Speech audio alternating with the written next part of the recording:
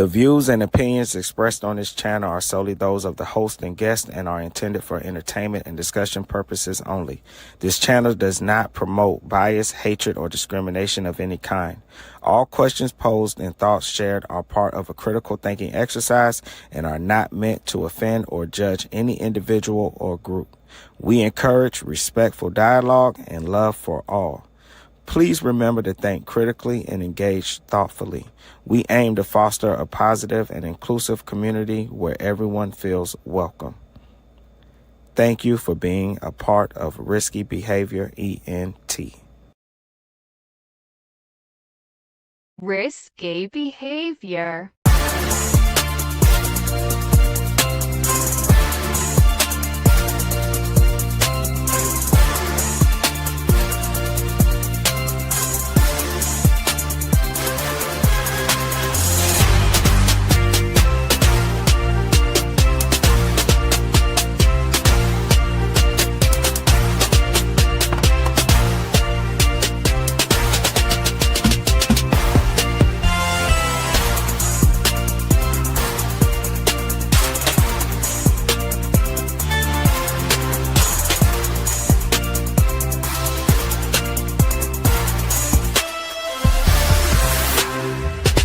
Risky behavior. I am back. Welcome back to Risky Behavior ENT. Today I'm gonna do this right now I'm gonna do a diabolical risky news. I've been hearing about the recent story with the whole the trans woman Nickyy Robinson.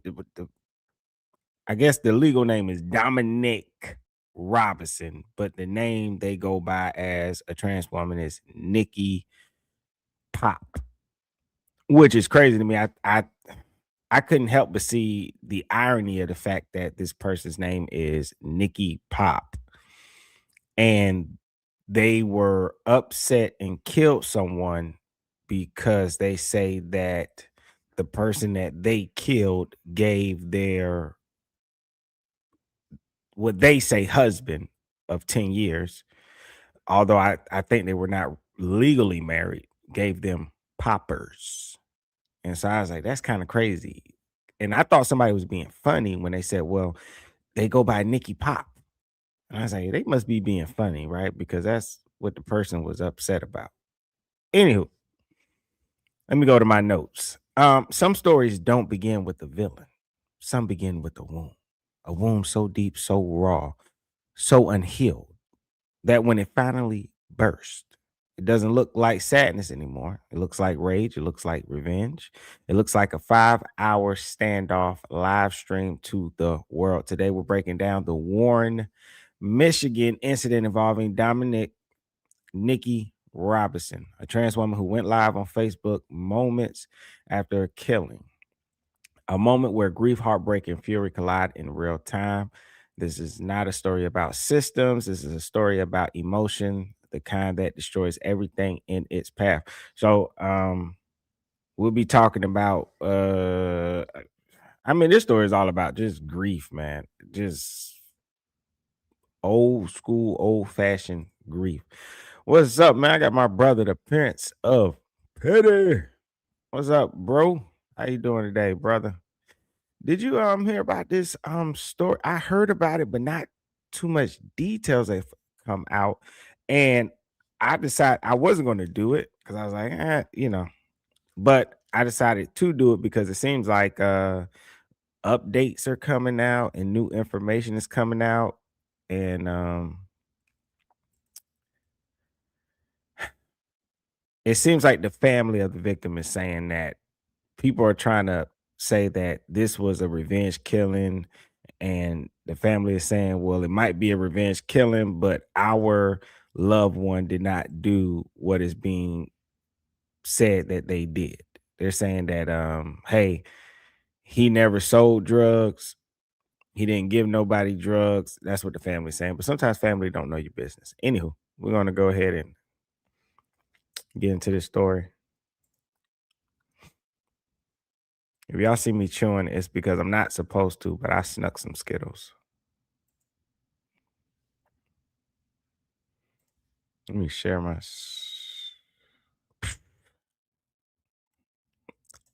All right. Share the audio. Because last time I didn't share the audio.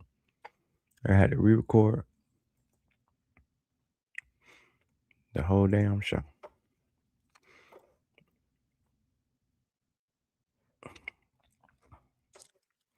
Let's see. I don't want to do that.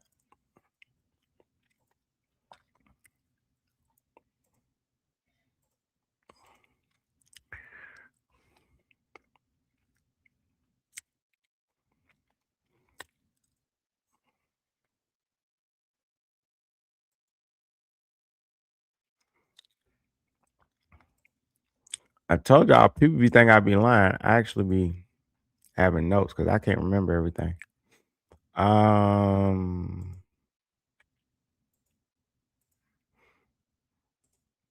There you go.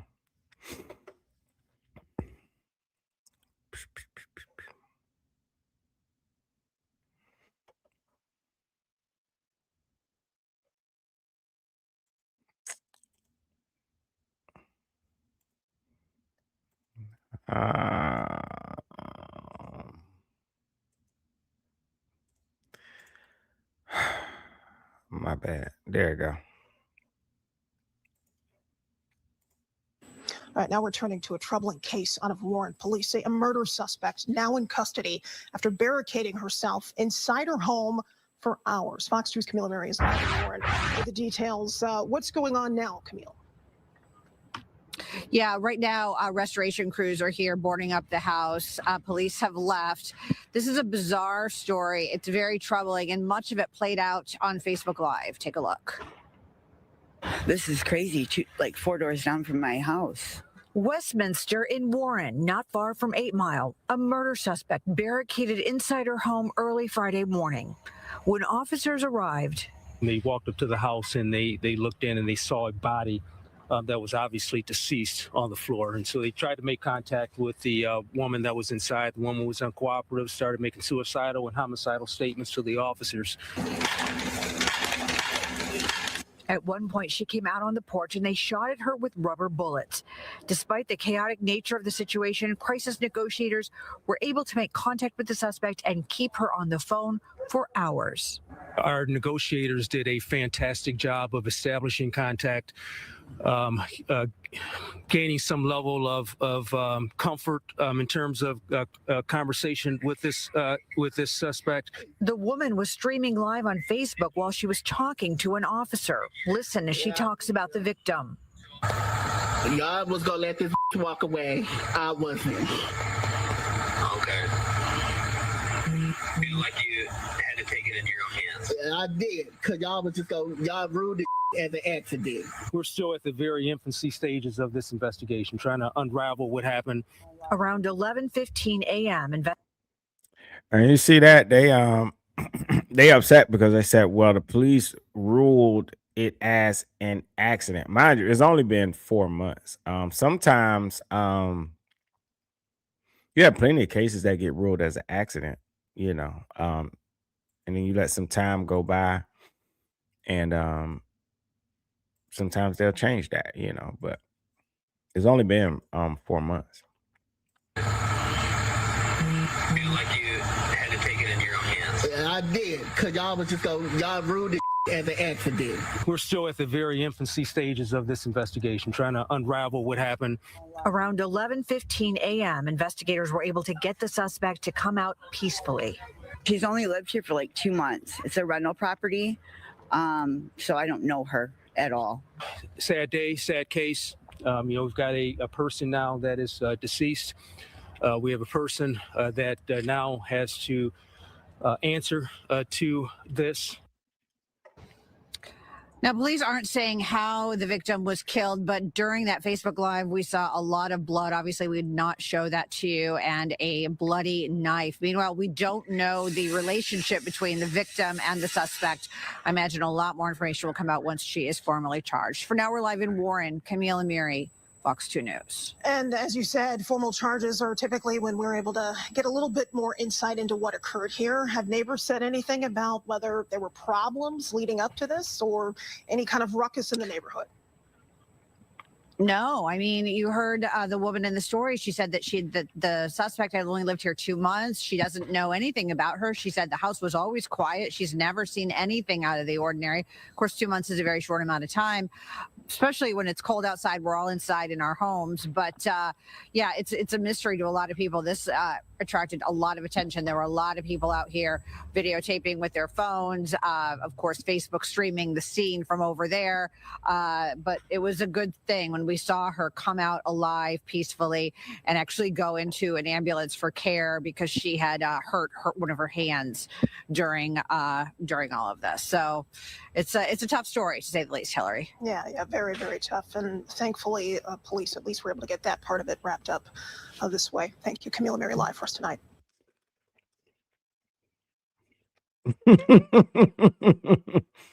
I am cracking up. I do want to play a video about like the poppers, right? Because I didn't know what it was myself. I was like, what are poppers? Right? And Prince, man, I'm trying hard not to laugh, dog. He said barricaded himself. The man was uncooperative. OMG, that voice. And then moving forward says that her real voice. His man, how is it? This is why you carry. And then moving forward said, oh, is she forcing it? You know what? This shows you the effects of what's going on in the world. The news has to be politically correct, I guess. It was so crazy trying to find the news articles, right? Because I knew it was a trans woman. But when I was looking for the news articles and the stories, I was thinking I was finding the wrong video because the news kept saying the woman. It didn't specify anything. It just said the woman.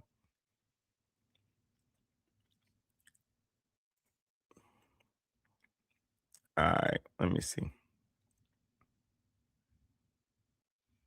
All right. I found this one from Wood TV 8. Local doctors back FDA warning against poppers. New tonight, the FDA is warning people to stop using poppers, a drug popular in the gay community that can be found online or in stores. They cause relaxation, but the FDA says they can also lead to deadly complications. News 8's Heather Walker is talking to a doctor tonight, learning how the chemicals affect your body. You heard that? A drug popular in the community, and it calls relaxation. I'm not trying to be funny, but what was the joke, the running joke, like when you watch comedy, right? What do they say when you're doing the other kind of sex? They be like, relax your muscles, right? That's why moving forward said, ooh, like ew. No, Prince. So they're not, it's not a soft drink. It's not a soda. But it's made to relax you. And after this, after reading what poppers are and what they do, it made me rethink like the whole story, right? Because the trans woman says that the person gave poppers to the boyfriend and the boyfriend passed away, but it seems like that's what they do, and the drug just had a negative side effect. I mean, you mad because it went wrong this time? You know what I mean? More on that later. I don't want to give away too much. I'll talk about that later. FDA is warning people to stop using poppers, a drug popular in the gay community that can be found online or in stores. They cause relaxation, but the FDA says they can also lead to deadly complications. News 8's Heather Walker is talking to a doctor tonight, learning how the chemicals affect your body. They have names like Double Scorpio, Jungle Juice, Extreme Formula, and Super Rush. The product is advertised as a tape cleaner for VHS or nail polish remover. The bottles say not for consumption, but people who buy them sniff or drink the liquid inside, which is alkyl nitrates. Once you it gets into your blood system, then it can have that relaxation effect on your brain, where it can send your those chemicals to your brain. It can have that relaxation effect on your heart muscles. Dr. Lisa Lowry with Spectrum Health says when inhaled, the chemicals move quickly through your body. People take these things for kind of that relaxation or that euphoria, but if you huff it in or huff too much or whatever your just reaction, it can cause disorientation, dizziness, can lead to where you pass out because your blood pressure drops too low, all those things, and can actually lead to death. They're popular in the gay community because the drugs relax muscles, but the FDA is telling people not to use poppers for sexual enhancement. Okay, that part right there. See what I was saying? I told y'all they use it to relax your muscles. You know what muscle that is, right? Okay, cool. Now I understand why they would rule the death in accident. But for that trans woman to try to blame and justify stabbing someone because your boyfriend was getting with another dude and they doing what they always do to relax their muscles, that's crazy to me. And you done stabbed and killed somebody over that.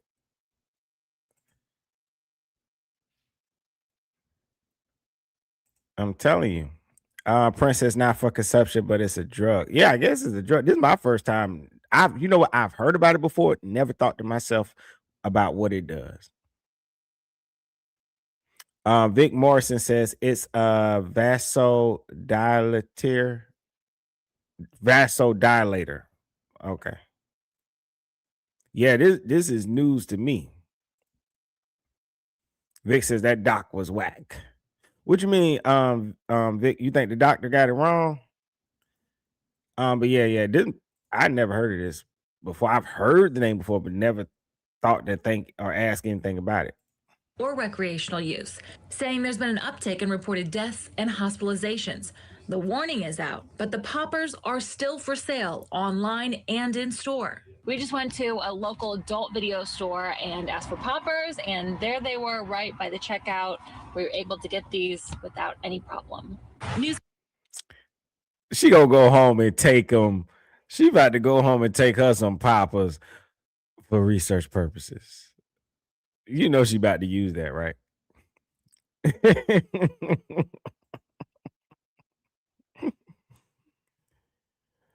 Oh man. Okay, Matt says dilator. Vic says dilates your blood vessels.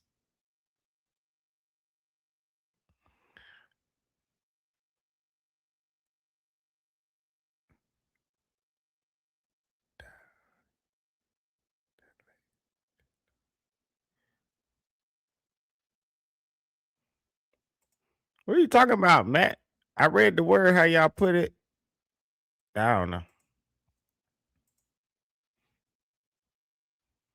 Vic says it only works on man. I don't know what you're talking about, Matt. I read the word the way y'all put it. Donkey Kong said booty hole from 0.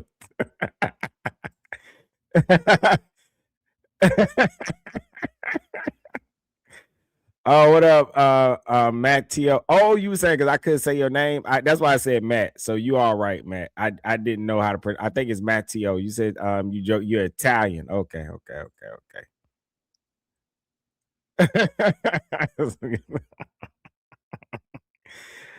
Matt is funny. Now that you told me you're Italian, I'm reading everything you type like how I think somebody Italian would say it. It's so now. Does anybody else brain do that? Oh man. Honky Kong says poppers is for fudgies. Yeah, Man, I did not know anything about this at all. I heard the name before. I just assumed it was some type of pill and, didn't think any more about it.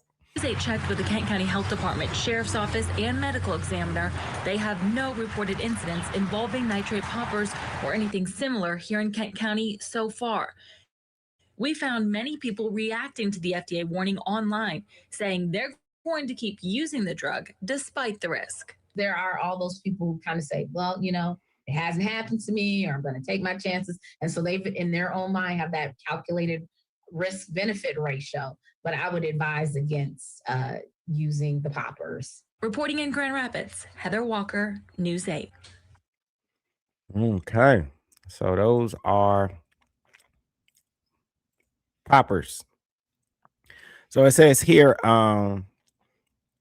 see what I mean, Prince, when I was telling you I was having trouble finding the story, because I thought I was typing in the details trying to find the articles, and I was like, man, am I typing it in wrong? Right? Because see here, it says female murder suspect surrenders to Warren police after standoff streamed on Facebook. Warren, Michigan, female murder suspect is now in custody after barricading herself in her home 4 hours. The scene played out on Westminster Street in Warren, not far from 8 Mile, with much of it streaming on Facebook Live. The officers walked up to the house and they saw a body that was obviously deceased on the floor, said Warren Police Commissioner Eric Hawkins. They tried to make contact with the woman that was inside. The woman was uncooperative and started making suicidal and homicidal statements to the officers. At one point, she came out on the porch and they shot her with the rubber bullets. I think I got that video because I remember Dominic was like, that hurt. They shot him with a rubber bullet. Despite the chaotic nature of the situation, crisis negotiators were able to make contact with the suspect and keep her on the phone for hours. The woman was streaming live on Facebook while she was talking to an officer. Listen as she talks about the victim. Okay.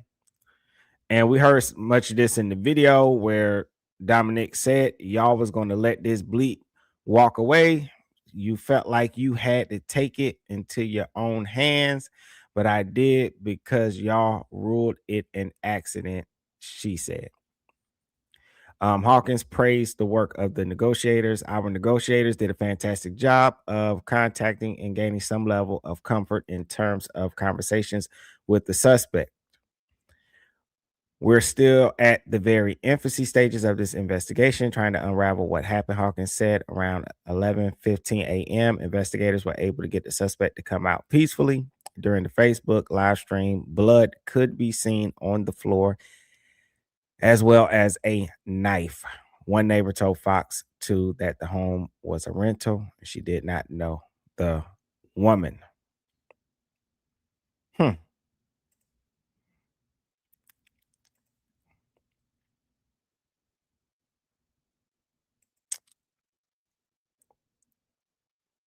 I am. Now to a developing story, a homicide suspect broadcasting live on Facebook from the scene of the crime. It led to an hours-long police standoff in a typically quiet neighborhood in Warren. Our cameras were there as police urged that woman to surrender. And eventually she did. During that live stream, the woman claimed to have killed the man who was later found inside the home. All of this unnerving neighbors. 7 News Detroit reporter Randy Wimbley. Oh man, appreciate that. Mateo. Appreciate that. Thank you.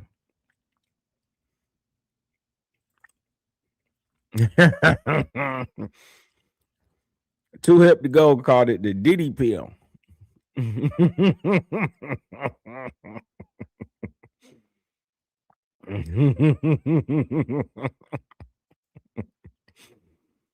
Man, this is hilarious. When you look up what poppers really are, it just makes the story funny. It is not funny somebody lost their life, but the build up, there's some comedy there.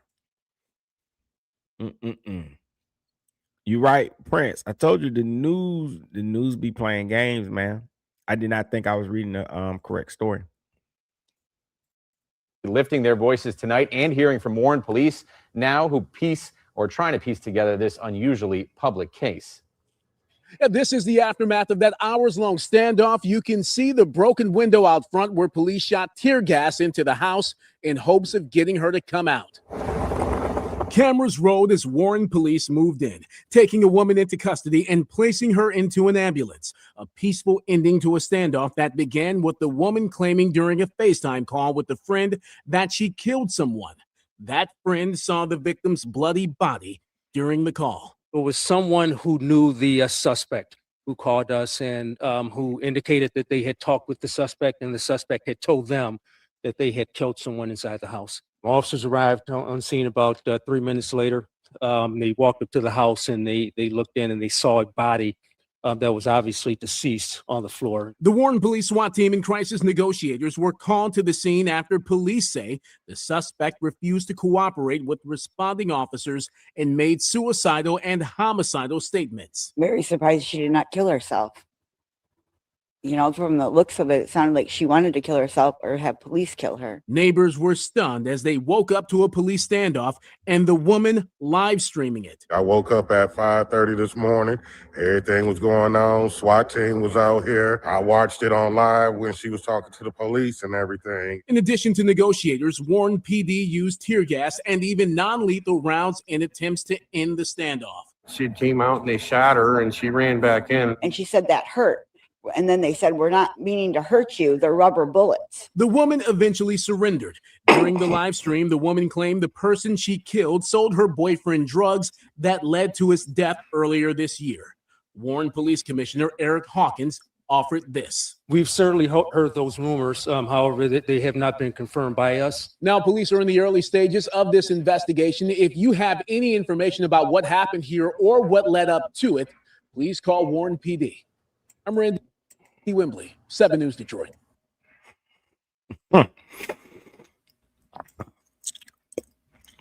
Even if that is true, I don't know how you get like A mad. woman is under arrest in Warren tonight after a deadly stabbing evolved into a Facebook Live. Oh, which this I the same found video. in a nearby house, a nearby yard, right after, police shot it at this yard, right after.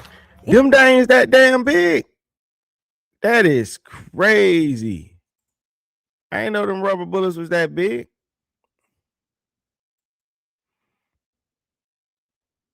That's crazy.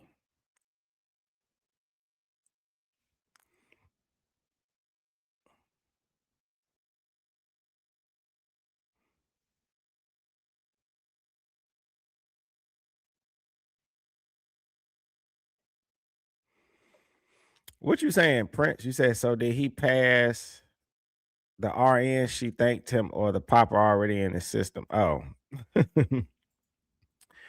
You right, generation. Murder is murder.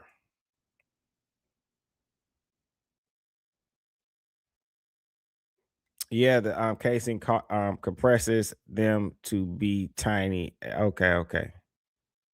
Oh, so when they shoot out, then they and then they're that big. Okay. I ain't never seen them after they shot them.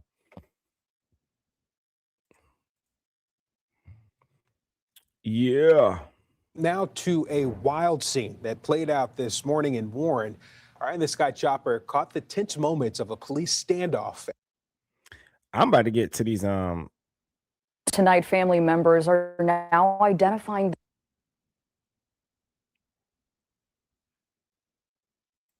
the victim killed in a crime that's tragically gone viral. That's when the accused killer live streamed from the crime scene. The suspect, 30-year-old Dominic Robinson, who identifies as a trans woman and just faced a judge for the very first time. She's accused of stabbing Makari Finley to death, believing he was responsible for the death of her boyfriend.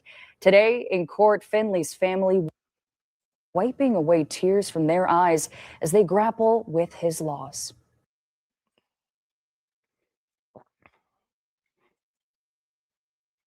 I didn't pause this one for myself. I paused this to my brother, for my brother Prince. I know he's gonna get a kick out of this part.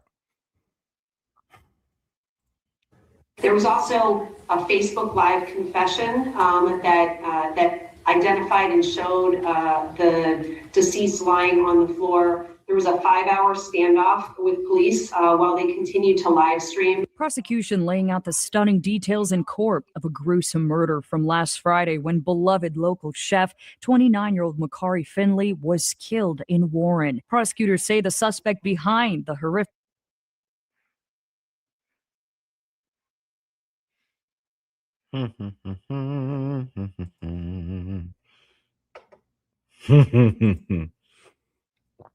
Yeah, that was him. Yeah, that's him. Yep. And then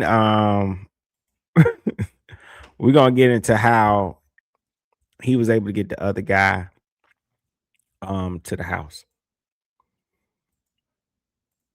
act, 30-year-old Dominic Robinson then live streamed the aftermath.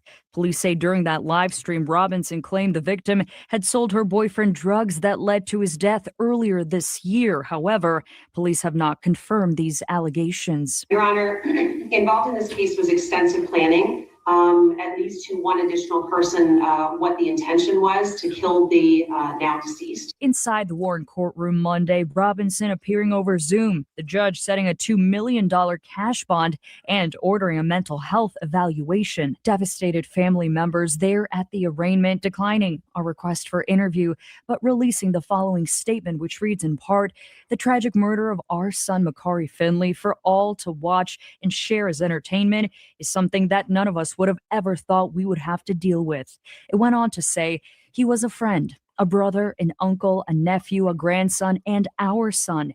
He is loved and his life mattered. He didn't deserve what happened to him."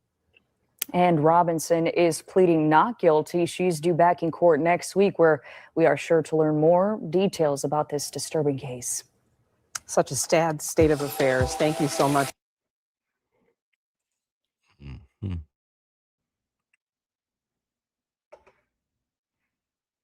So there was a Okay.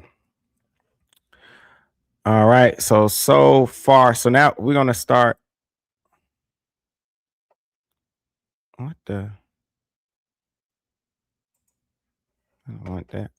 All right. So now we about to get into these TikTok videos. I started going down the rabbit hole of TikTok videos and the content creators adding their stuff. Also, if anybody joining the live, if you could do me a favor and thumbs up the video, like it, put me in the algorithm. I don't ask for no money or anything like that. As be most appreciated. Where's my?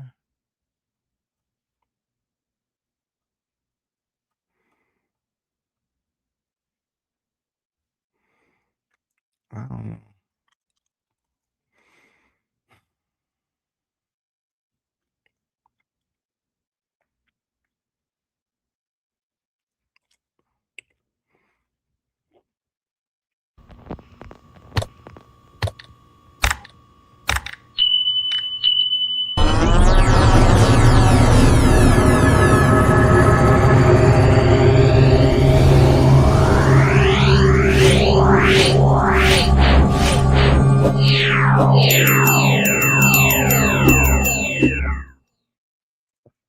Also, for anybody coming in, we're talking about Nickyy Robinson, the trans woman who went live on Facebook after killing someone.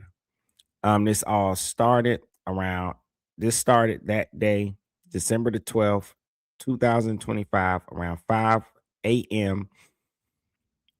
Dominic was on a FaceTime call with a friend and told them, "Hey, I killed someone." Okay. Now, according to WXYZ Detroit, the friend saw what looked like a bloody body on the floor and immediately called 911. Police arrived within minutes. Through the window, they saw a man later identified as 29-year-old Nickyy Finley dead on the floor. This is the moment where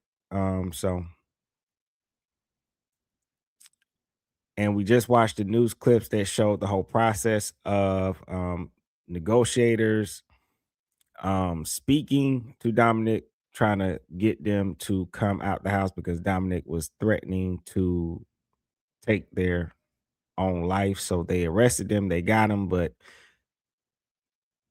a lot of internet detectives have been covering this story, and there's a lot of different rumors about why what happened. Standoff in Warren, Michigan early this morning in the early morning hours. I do believe she is in custody at this time, but this is still in the very early stages of the situation, so it has not even yet made the news.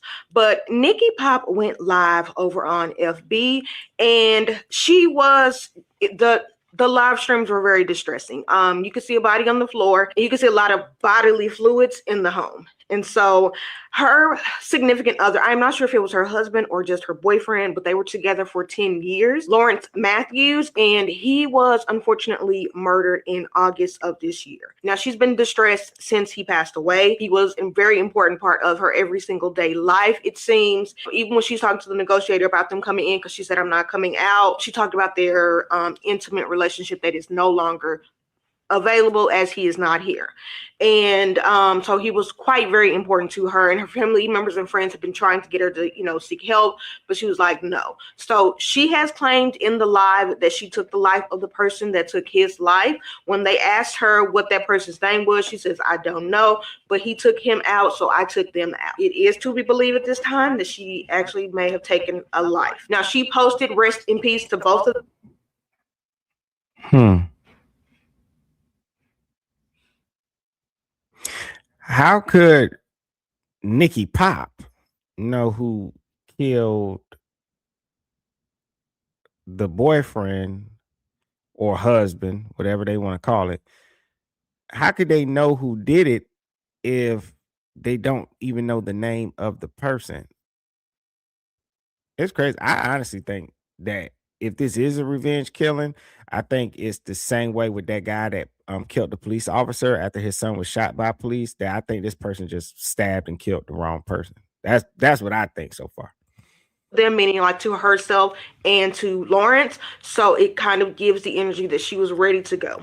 If you listen to the live streams, you can hear her in there say that. There are multiple live streams, I think it was like 3 or 4 of them, and you can hear her saying that, I want to be with him. Just put me, cremate me and put me to sea. Don't even do obituaries and programs and funerals. She's like, I don't need all of that. Just cremate me and put me in the water. So she sounds like she is ready to go to glory because she misses him that much. Now, they were trying to get her to, come out. She did tell them absolutely not several different times. And she said the only way that, they'll be able to get her is if they let her sister come and get her stuff, and then they can take her, out. Of course, they're not going to let her sister in, anything like that. But family members were calling her during these lives, trying to get her to come out, get her to cooperate.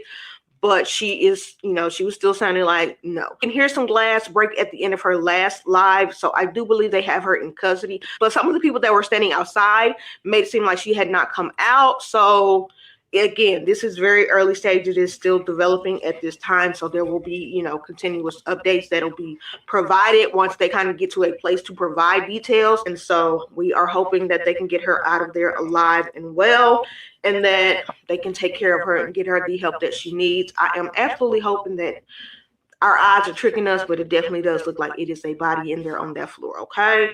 So I'll be back with more details for this one. All right, so that was early on in the beginning when people didn't have that much There's information. currently a young woman by the name of Nickyy Pop on social media, right on Facebook, currently trending right now because she is in a standoff or was in a standoff with the police. And let me just give you a quick synopsis. So Nickyy has been with her husband for 10 years, right? It's her boyfriend, but she called him her husband because they've been together for so long. Anyway, they had another guy come to their house or whatnot, or come wherever they was at to party. And what is party like? When you popping pills and things like that. Anyway, the guy gave her boyfriend something to ingest. He ingested it. It's something that you're not supposed to ingest, but he ingested it or whatever while they were partying. and he passed away. And the guy that gave it to him, because Nickyy had left, so the guy that gave it to her, he didn't call the police. He didn't do anything to try to help him in that moment. And he ended up passing away. That was 4 months ago. Nickyy has been living with this guilt, eating her up for 4 months. So what does Nickyy do? Nickyy wakes up on yesterday. She decides to call this guy over and unalive him and go live, and showed him lying deceased on the floor, blood everywhere. And yeah. And I don't know if this happened yesterday or this morning. I don't know. It's trending right now, but it's big. Her name is Nickyy Pop on Facebook. I'm also, of course, I screen record, and I'm going to put it on my YouTube after I edit all of that, all of the blood and stuff out or whatever. I got to edit that out, but I am going to put it on my YouTube. But it broke my heart. It actually had me in tears because she was crying. Like, you can tell she didn't want to do this, but she was like mentally messed up. Like, she was hurting for her boyfriend. Like, she felt guilt and anger and all of these different emotions. I had never seen anything like it. Watch this small clip. Hello? Yeah. Yeah. It's Jazz. Uh-huh. Yes. I'm so sorry. I'm so sorry about what's going on, okay? But let's just find a better way to do this, okay? It's not a better way. All right, I paused it. You see his blood all on the window. It's blood up here.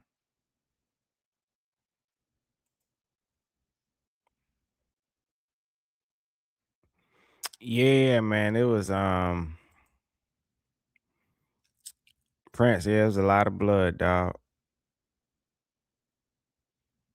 Yep. Blood everywhere. Shout out to ETO. Says if you think if a crime, mainly murder, is committed and recorded, the person should get sentenced to life with no parole. That's what I be thinking all the time. ETO is like you confess, it's on camera, the whole world knows. I don't know why we're wasting tax dollars when we already know what happened.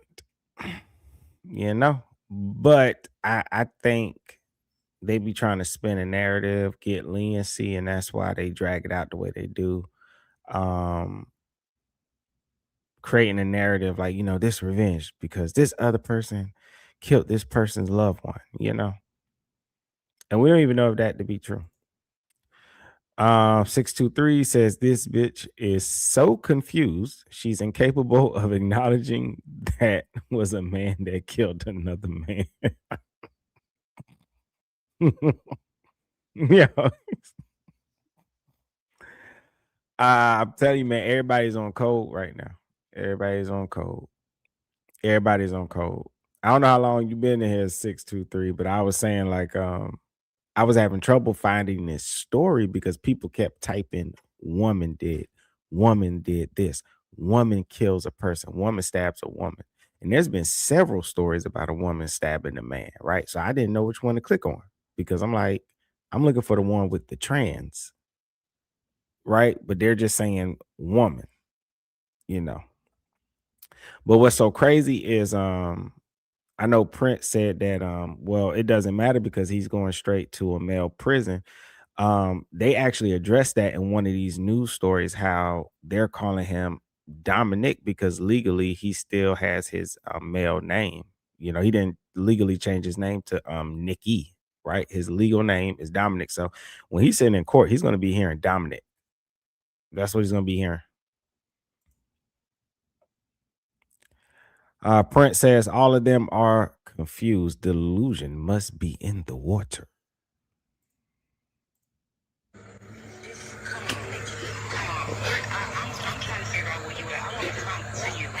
I want to be with so bad. This ain't the way. Yes, it is. It gotta be right. We gotta find a better way. We all miss him. It gotta be the way. I know it's hard, and you were with him every day, so I can only imagine how you feel. But it's a better way. We can get some help, okay? Like we can talk to them. We can get through this together. Like you don't have to go through it by yourself. I've been going through it for 4 months by myself. I know you love him. I know, but Nickyy, I'm so sorry. Yo, 623, I'm gonna steal that one. If you take an antenna off a radio, is it not a radio? Bars. I'm so sorry. I'm tired. Nickyy, I'm tired.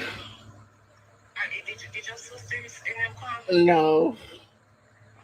Where are you? My address is 7033. Me and my sister coming to you, okay? Okay. Exactly, Prince. Boom. Even if he did change his name, he's still going to a male prison. Keep on calling him a her. Yeah, he's just gonna be Samantha in prison. You see? Yep, ain't gonna change a thing. Remember they tried that one time, and that man got them women pregnant up in that female prison. I don't know that. Yeah, so I don't know if they're gonna fall for that trick again. Hey, I don't know if they're gonna let y'all pass, but okay, I gotta talk back to the officer.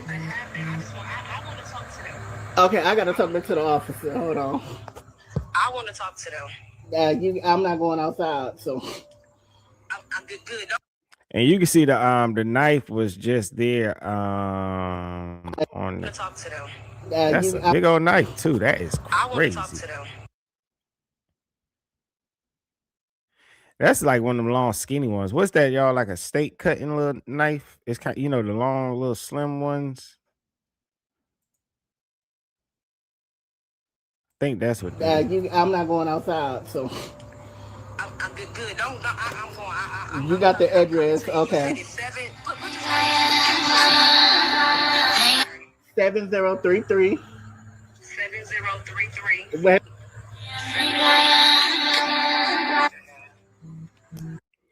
You know what's so crazy about this? This also goes back to those conversations with the police and how they treat people. So you have these officers. Look how patient they are with this person, right? And I'm really upset about this whole scene. No one has declared the man in the house to be dead. And they're wasting all this time trying to coax this person out, shooting them with rubber bullets. No, all you know is somebody is in the house laying on the floor bleeding. I watched the story one time, true crime, watched the story. Young lady was missing when they found her body. She was stabbed up, everything. I mean, tortured. I believe this one, they even kind of like partially set her on fire. When they did the autopsy on the body and pulled her out, and they was like, which one of these blows killed her? Medical examiner said none of them. She actually died from lack of air. Because when they buried her, thinking she was dead, she was still actually alive. So she was buried alive and died of lack of oxygen. So I'm in my head, I'm thinking to myself, how is there somebody in the house stabbed that you have not confirmed to be dead and y'all are not rushing the house? We doing all this. I mean, she right there in the window. When you shot her with a rubber bullet, you should have shot him with a shot. They got me saying her. You should have shot him with a real bullet. This person just stabbed somebody.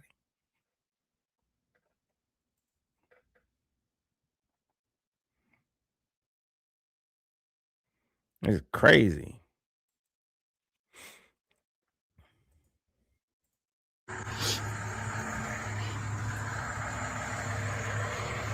The officer calling back. I gotta pick up. Okay, go ahead.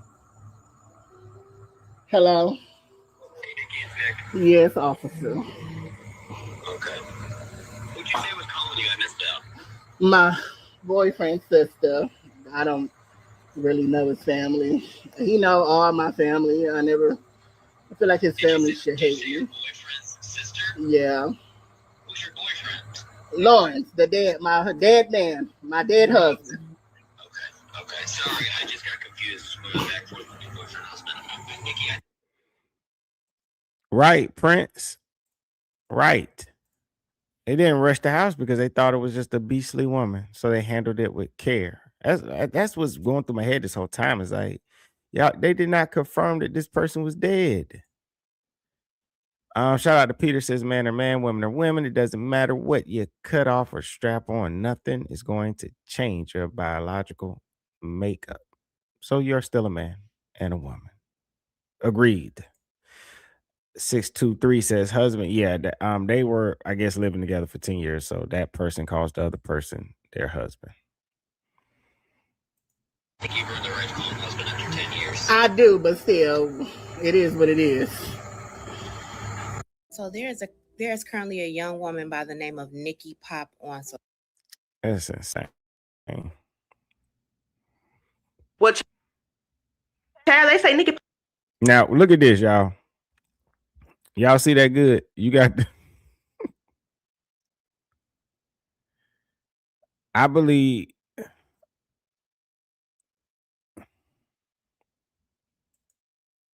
Oh my God. You got a picture on the left, I guess, supposed to be them. This is what I guess they was posting on the internet to get that guy to come to the house. So the revenge plot required for Nickyy Pop. This is them after they got arrested. This is Nickyy Pop outside of the house after stabbing and killing the guy. In order to get that guy to the house, Nickyy Pop had to do apparently some catfishing to get that guy to come to the house. And that's crazy.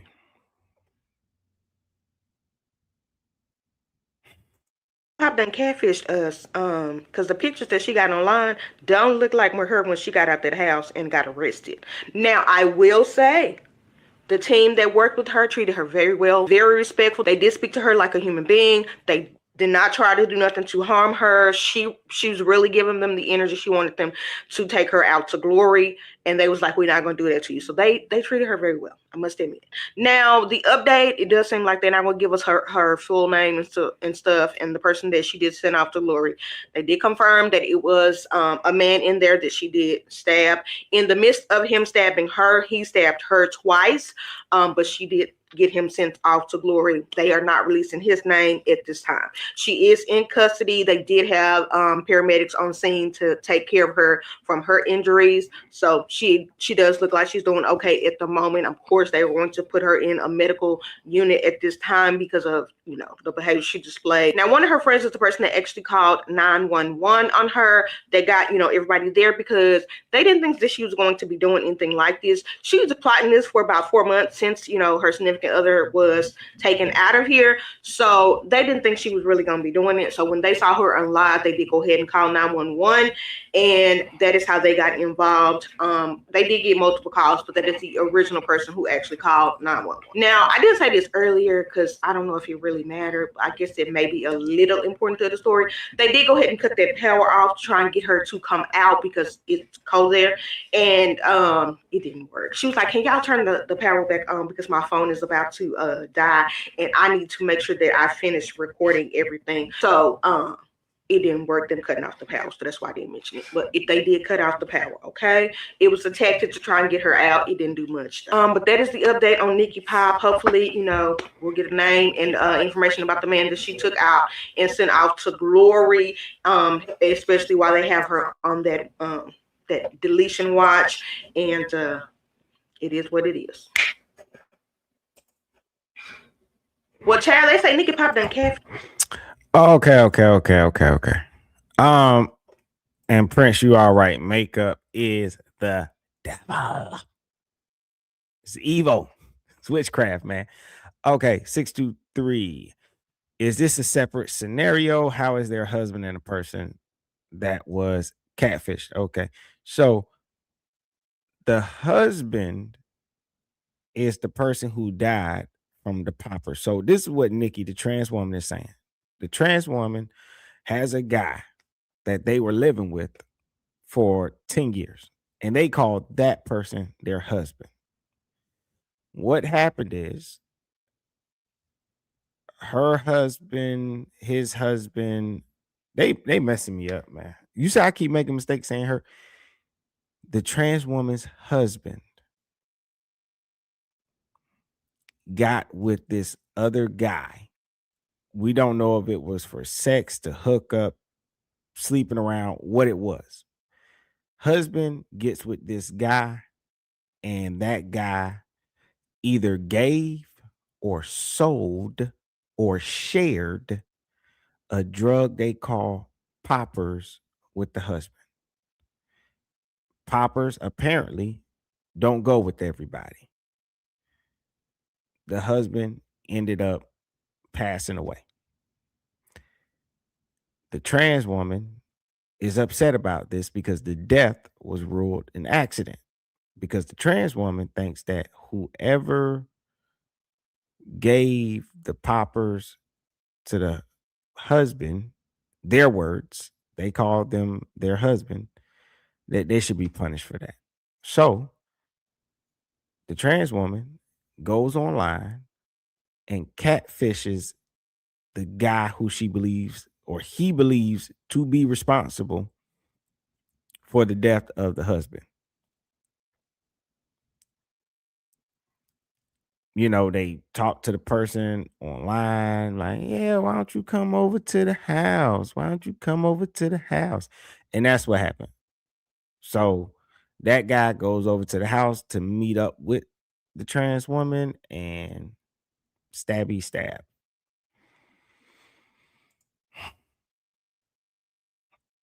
There's just too much going on in this story. Shout out Peter says, yep, makeup is the devil. It has a whole lot of ugly and rough territory that we all should know is there. Women shouldn't be allowed to hide, Mr. Ed, behind a mile of makeup. Well said, well said, well said. Have y'all seen some of these before and after, like the videos? They think it's funny, they think it's cute, but I be in sheer terror, man. I mean, they be taking some ugly women, like ugly, and they'll do like the little switcheroo where they do it before and after, but it's in video form. And when they do that trick, they do it the camera and cut to the scene where the makeup is all done, and they just like a totally different just person. Is insane to me. Let's see. Peter says 3 gay men got involved and one of them died. That's what I think. Honestly, Peter, I was gonna save it to later, but I think that's what happened. I think that they was all partying together, or I think that the husband was stepping out on his partner and they was popping poppers, and then something happened. That's honestly what I think happened.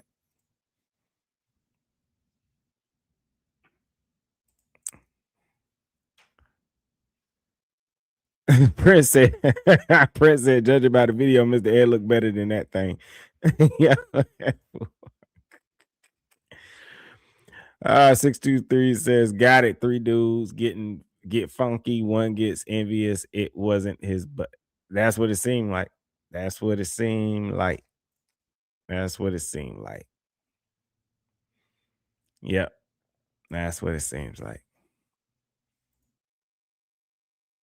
I think this was more so a love triangle. They've tried to paint the picture that this other person is some drug dealer that was selling bad drugs, and I just don't believe it. And I got videos coming up because the family is going to speak out because they're unhappy with how their loved one who was stabbed to death and body just live streamed all on the internet is being painted like some drug dealer that sold bad drugs, and they're not agreeing with it.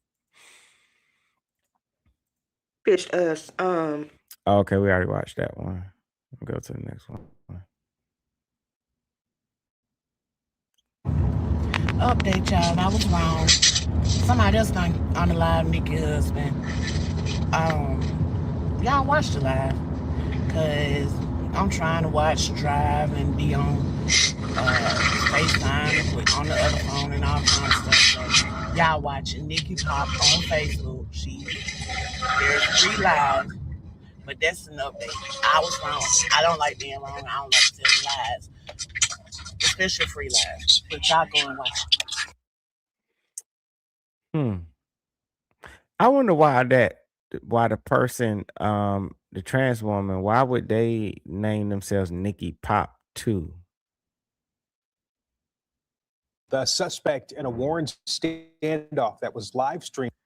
All right, so this is the family. This is the news report with the family speaking out. Family of Warren homicide victim speaks out. The suspect in a Warren standoff that was live streamed to millions on social media is now charged with first-degree murder.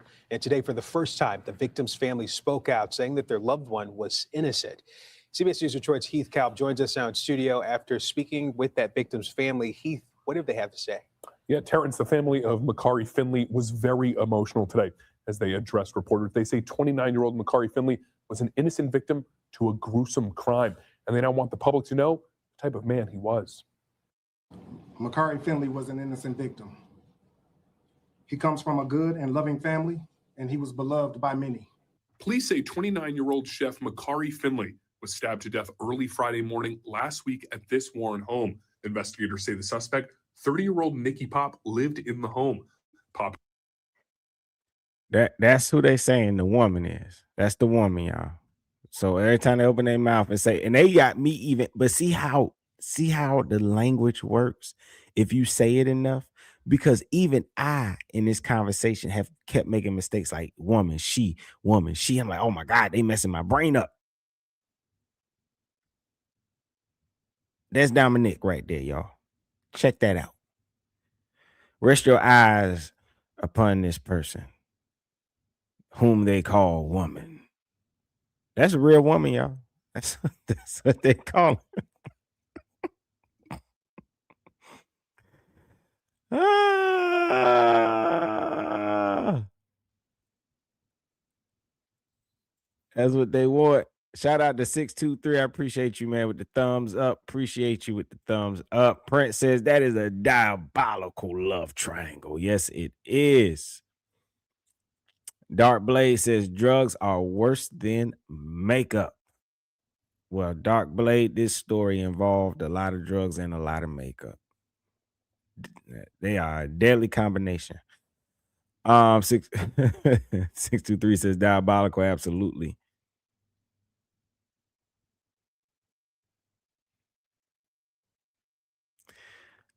Let's see.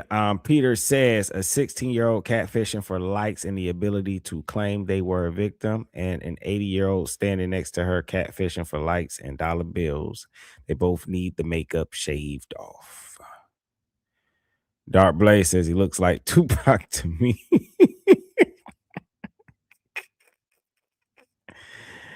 Yo, that's crazy.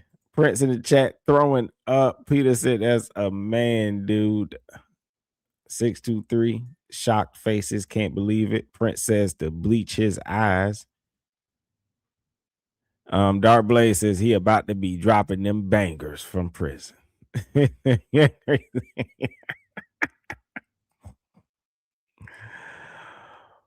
Ooh. Yeah, crazy. What's up, 623? Yeah, man, y'all smash that like button, man. Smash that like. Oh man, Peter said that is a man wearing Froger on his head. I'm telling you, that's crazy, man. That is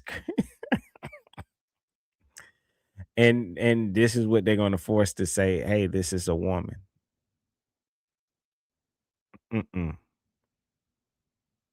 Princess, get that thing off the screen before my phone crack.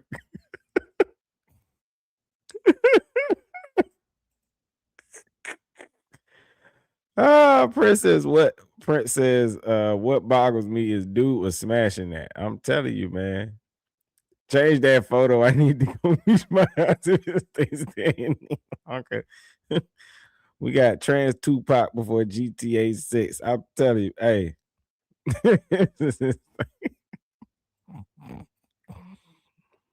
I'm gonna come back though and clip this photo, and I'm gonna do some AI.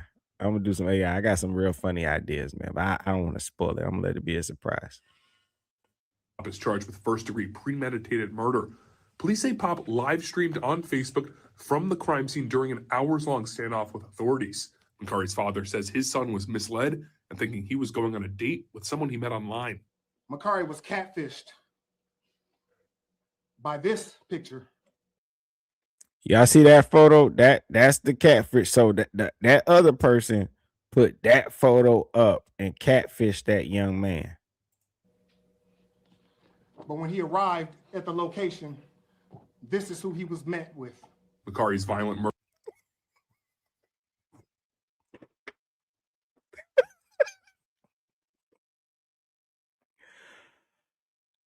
Ooh, I'm not laughing at this death. I'm laughing because that spokesperson for the family, that was perfect. That was perfect timing, what he just did. That was perfect timing. I'm trying to rewind it more. That was perfect timing. Oh man. He said this is what he was shown, and he just like it, but this is what he got. By this picture. But when he arrived at the location, this is who he was met with. Makari's violent murder has now been seen by millions online. And in that live stream, the suspect claimed that Makari had sold drugs to her boyfriend, leading to his death earlier this year. Both the Macomb County Prosecutor's Office and Warren Police have not confirmed these allegations. We won't allow speculation from strangers, particularly those who've chosen social media narratives over human decency, to define who he was. Makari's family says he was a successful chef who comes from a family of restaurateurs. They say his family says he was a Look at what they say, Jabari. Look at him. Man, he's a chef. They trying to paint this young kid as some drug dealer. Now, I do believe that Makari might have been experimenting a little bit, you know, and poppers were involved, and that other person passed away because they said poppers don't go with everybody's body because it affects your blood. You can't be messing around with stuff that affect your blood pressure and things like that and make you pass out and stuff. That's what the doctor said on the news, right? But I'm not believing that this young man was a drug dealer. I'm just not believing that at all. If anything, I think this is a case of mistaken identity or something like that. successful chef who comes from a family of restaurateurs. They say his family and friends filled his family's restaurant in Flint, where they spoke about their loss Wednesday and how they want him to be remembered. I love that boy with my soul. He has taught me so much. I pray that his smile never fades from my memory, that the sound of his laughter never fades from my memory, because he truly was just a loving, happy man. Makari's family say that he was not a drug dealer, nor did he ever have a criminal history. They now want the public's help in reporting that live stream online and getting that video scrubbed from the internet. Reporting for CBS News Detroit. That's crazy. So that's the family that had to watch this. So mind you, what's crazy is the family of the victim that died, that got stabbed to death, they saw all this going down. They saw all of this happening. The Facebook Live, the police, everything. They had no idea that Makari was in that house. They had no idea that that was their loved one in that house. And while he lay on that floor stabbed to death, they just out there trying to reason with this big ass dude to come out the house.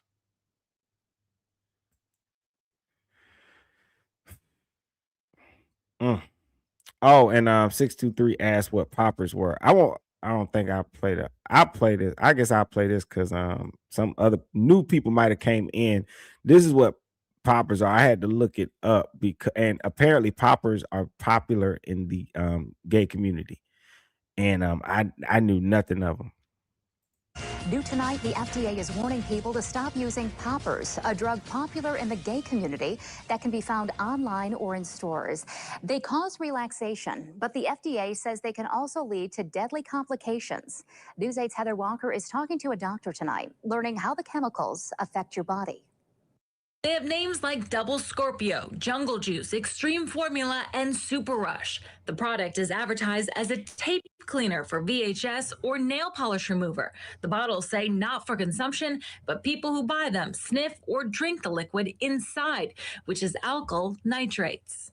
Once it gets into your blood system, then it can have that relaxation effect on your brain, where it can send your those chemicals to your brain. It can have that relaxation effect on your heart muscles. Dr. Lisa Lowry with Spectrum Health says when inhaled, the chemicals move quickly through your body. People take these things for kind of that relaxation or that euphoria, but if you huff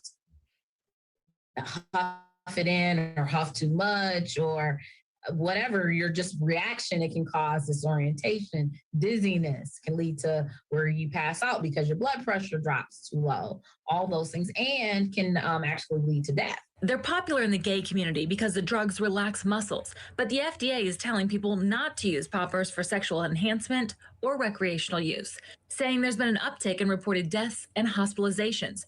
The warning is out, but the poppers are still for sale online and in store. We just went to a local adult video store and asked for poppers, and there they were right by the checkout. We were able to get these without any problem.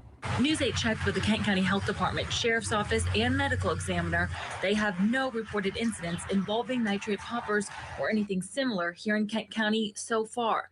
We found many people reacting to the FDA warning online, saying they're going to keep using the drug despite the risk. There are all those people who kind of say, well, it hasn't happened to me, or I'm going to take my chances. And so they've, in their own mind, have that calculated risk-benefit ratio. But I would advise against using the poppers. Reporting in Grand Rapids, Heather Walker. All right, so there you have it. It's tape cleaner that they have been drinking that gets into their blood. It helps, relax their muscles because, And we believe Nickyy was the sex that they're having requires the muscles to be relaxed.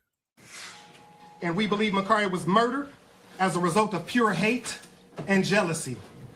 Today, family and friends of Nickyy Finley gathered in Flint 5 days after his murder in Warren. The family says it took the opportunity to address the homicide and dehumanization of a person that they hold so dear. TV5's James Felton has more.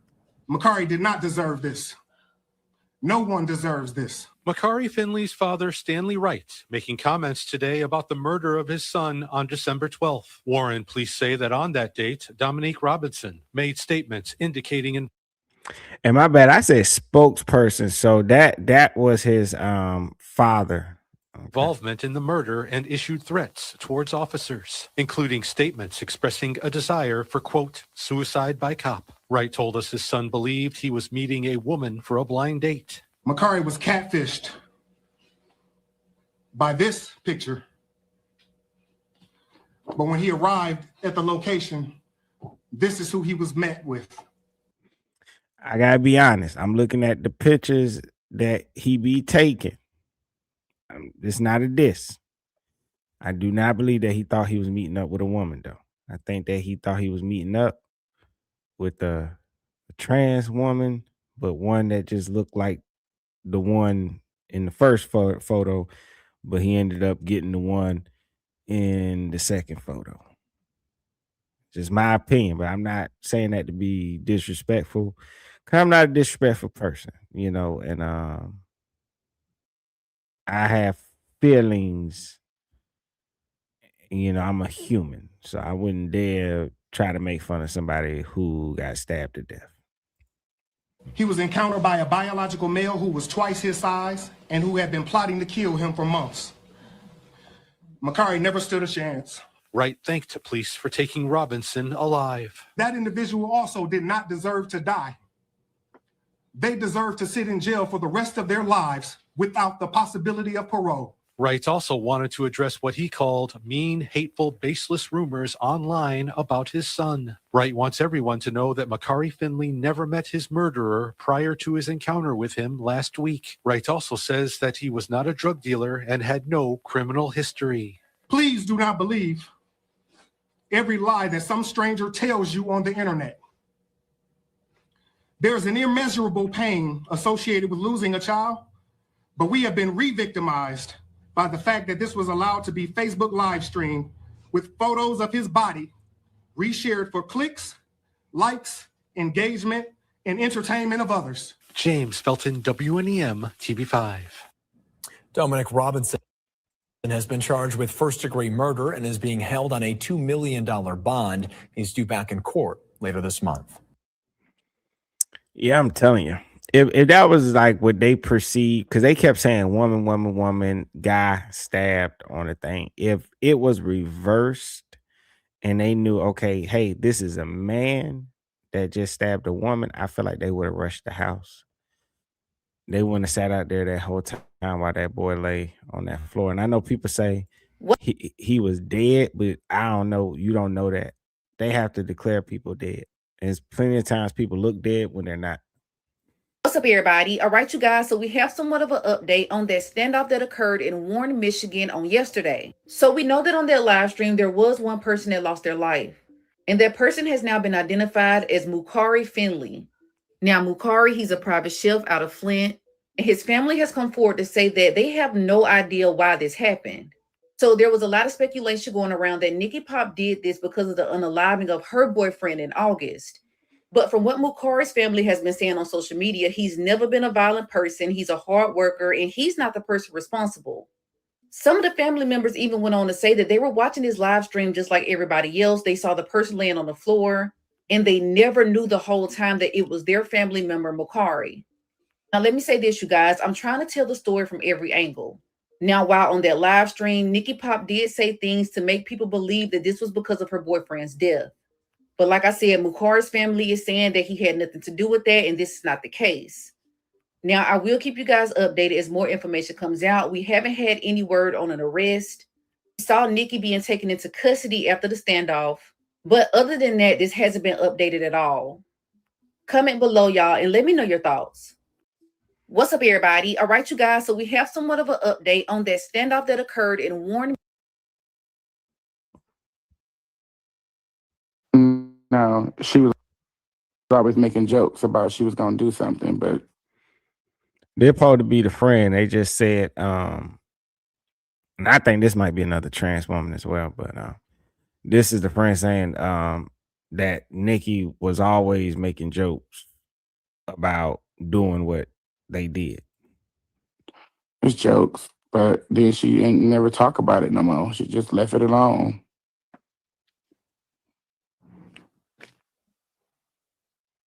And now,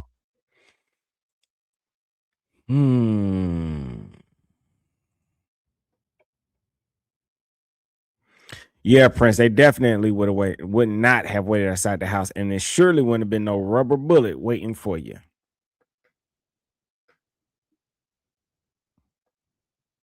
Let's see.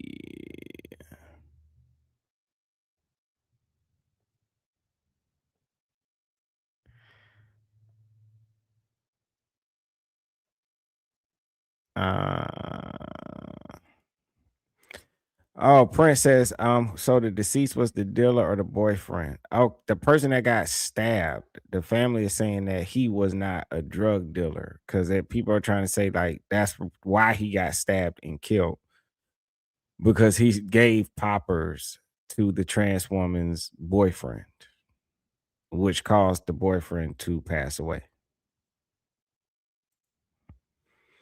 But yeah, I definitely think it's definitely premeditated. They've been planning it for months. Definitely. Yeah. 623 says conspiracy to commit murder and going through with it successfully is classified as capital murder. Yeah. I don't know. Does that state have the death penalty? I had to make a decision to call these people are my friend because I'd rather see her alive and well and I'm able to talk to her than see her dead. I already feel a certain type of way, but I'll feel even more fucked up if I willingly knew that she didn't hurt somebody, not said nothing, and then let the police kill her or let somebody kill her. That's heavy. That'd be heavy on me, and I wasn't doing that. So I'd rather see her alive and well than 6 feet under.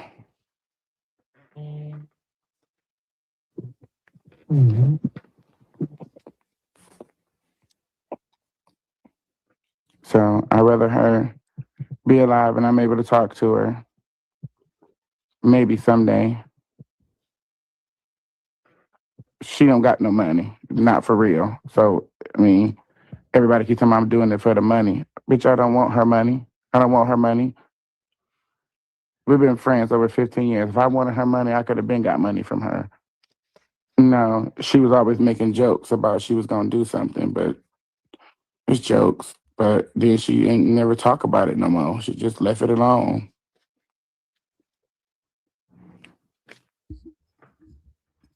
And now I had to make a decision.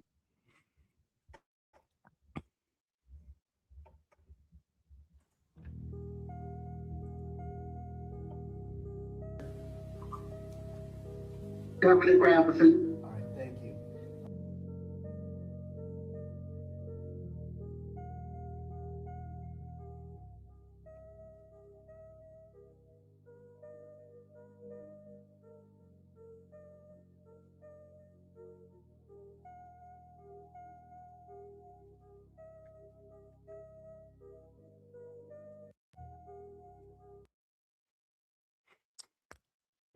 That text right there, right there. And shout out to the Prince of Petty, man. You right. This case has way too many layers. Man. This text right here, I know if people could read it.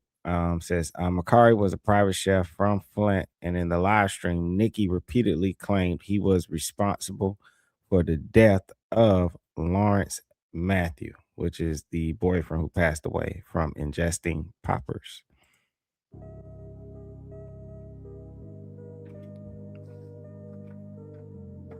My client, we waived the formal reading, asked the court to enter a not guilty plea on my client's behalf, and my client is requesting court-appointed counsel.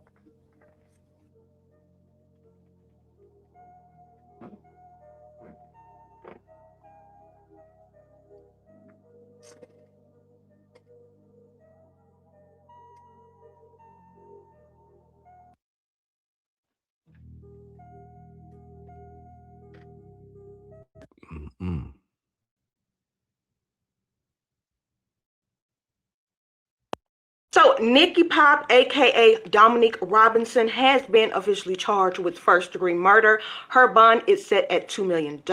And Judge Bayeda did go ahead and request that a mental evaluation be done. I'm not sure why they weren't done already, but it should have been. Now, she did go ahead and enter a plea in of not guilty. And in court this morning, the prosecutor did say there was extensive planning into this murder. So I assume they have some evidence already at this time to indicate that besides the lie. Now, if you are new here, especially you people that came from the search button because you didn't come from my FYP and you are not a follower, let's go over a timeline. All right, that's what Keisha does. Back in 2015, Nickyy's sister passed away. Shortly after that, she ended up meeting Lawrence. He helped her through that loss. That is why their relationship is so important to her, that as soon as her sister passes away, she ends up meeting this man. He has been there since then. That is kind of what leads to where her mental state was. Now, some of you people ask me inappropriate questions. Well, why did you mention that her photos were catfish? Because I speak intentionally. Every word out of my mouth has a purpose. So in 2018, she posted a photo that is the photo I used in my second video, not my first or my third, but my second video. And that was posted in June of 2018. She reposted said picture again in June of 2022. Same picture, okay? And those pictures from those time frames is what she used when she did her RIP to me and my man. It's not how she looked back in 2018, in 2022. And I do believe the photo is older than that because it says happy birthday to me in 2018. She is 30 years old now. Okay, so anybody that is willing to catfish someone normally is considered a liar. All right, so that is why the picture is used. It is her character. This is Court with Keisha. I am Keisha. I talk about court. Everything I say is relevant. Lawrence has 4 children. I am not sure of the ages of the children, but the mother of children did say that he is a good father. She did mention, even though he has some issues, I do believe that it may be substance and alcoholic behavior, but whatever it is, she did say that through his struggles, he has been a great father to his 4 children. Lawrence passed away in August of 2025. On the day that Lawrence passed away, him and Nickyy met up. Now, I am not sure if it was an open relationship, meaning you can do what you do, I do what I do, or if it was an open relationship in the we do all of this together. I'm not sure, but it was a very open relationship, okay? They agreed upon it, no issues about that. Nickyy and Lawrence were together on that day. He had a popper. I have learned from you guys in the comments because I did not know this, but a popper is something that is supposed to be like sniffed, I believe, when you are trying to relax certain body parts for adult fun. Okay. So he drank it. He was not supposed to drink it. He was supposed to sniff it and he drank it. That is what caused him to end up passing away. Now, within that, I am not sure because people keep saying this all over, okay? So the conversation at this time is that either Nickyy did not check on him and get help, or she did not check on him and get help, and or a combination of, depending on how their relationship was it you do you, I do me, or if it was we do things together. It is giving very Mercury at this time. All right. So after Lawrence passed away, her hope was that Nickyy would be charged with a crime. Nothing indicated that he was going to be charged at that time. No family member thought anything of that. And her friends and family were trying to just tell her, let's just move on, and trying to help her through his passing. Now, during this time, her friend that is most important to the story, I'm not sure how to pronounce her name, but I believe it is Ossie Keys. She is the person that actually ended up calling the police after the incident. Oh, hell no. But she says that she... Oh, hell no.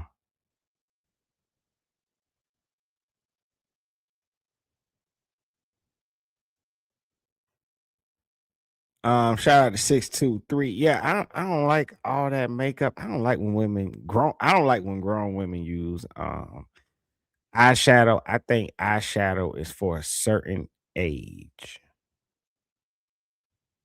Which I'm pretty sure some women use eyeshadow a certain way that you probably don't notice it. But when it's like that blue, like what she got on her face, I don't like that. Yeah, Prince, you heard that right. It says they met up the same day Lawrence, the boyfriend, passed away, or did you said, or did I hear that wrong? No, you didn't hear that wrong. That's what they're saying. They're saying that Lawrence met up with Nickyy, right? That's the rumors. I also want to point out that also in that there were Lawrence, who is the boyfriend that passed away from the poppers. They're saying that he had his own issues, his own struggles, or whatever, maybe dealing with alcoholism and drugs, but he still was this great father. And so that goes back to what I was saying before is you're getting mad, blaming somebody and trying to kill them because somebody that you loved took some drugs of his own free will. Because first it was, he sold him the drugs. Unless this person spiked this person's drink or something, I don't get that. Which makes me feel like what this lady is saying, it probably was kind of like an open relationship, and this is just off of jealousy, and he just so happened to die while being with somebody else, and that just angered you to the point where like, hey, I'm going to kill this other person. So it is too much going on.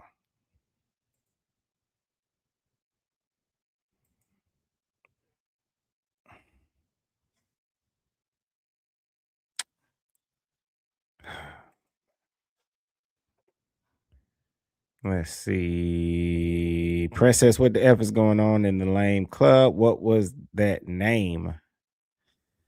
Oh, yeah. 623 says lack of accountability. Prince says clearly he had his own struggles. Bowels wasn't one of them.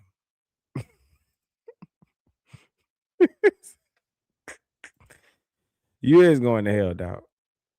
You going to hell. When you look over, I'm gonna be right there. Like, what's up, man?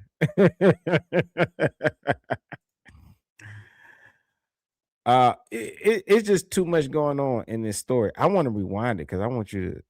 I didn't notice this the first time. I'm not sure Watch how to this. pronounce her name, but I believe it is Asi.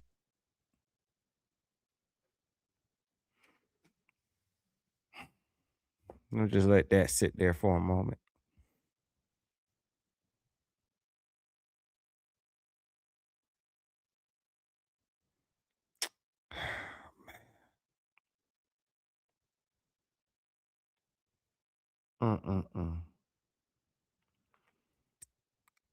Prince, you don't recognize that person? We was just watching a video. That's the friend that was all up in the camera saying how Nickyy had, Dominic, how he was planning the murder over the past 4 months.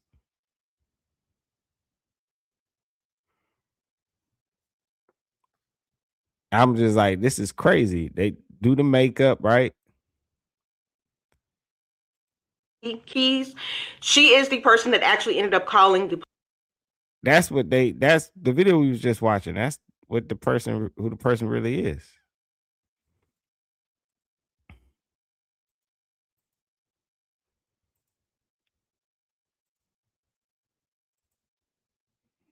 That's insane. I don't know where they get the name I see from. That's crazy. First time I was at Michelle from Destiny's Child and Drag, man. Don't do Michelle like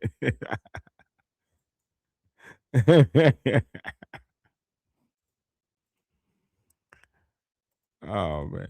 Police after the incident online. But she says that she knew that there was a possibility of a plan of her taking him out. She did not believe that she was serious, but she knew about the plan the entire time because she discussed it several times. Of course, that goes back to that planning conversation we discussed. Now, Nickyy Pop was impatient dealing with her mental health. After Lawrence passed, things were just not good for her mentally. So she was impatient. Somebody signed her out. She said it was a friend. I do not believe it was Asi because she lives in a completely different state. It is possible that she is the one that signed her out, but in the stuff that she has posted, I could not find anything where she confirmed she was the one who signed her out. But somebody signed her out and they did not want her to leave the institution. Once the autopsy came back for Lawrence, that is when things started to go full speed ahead.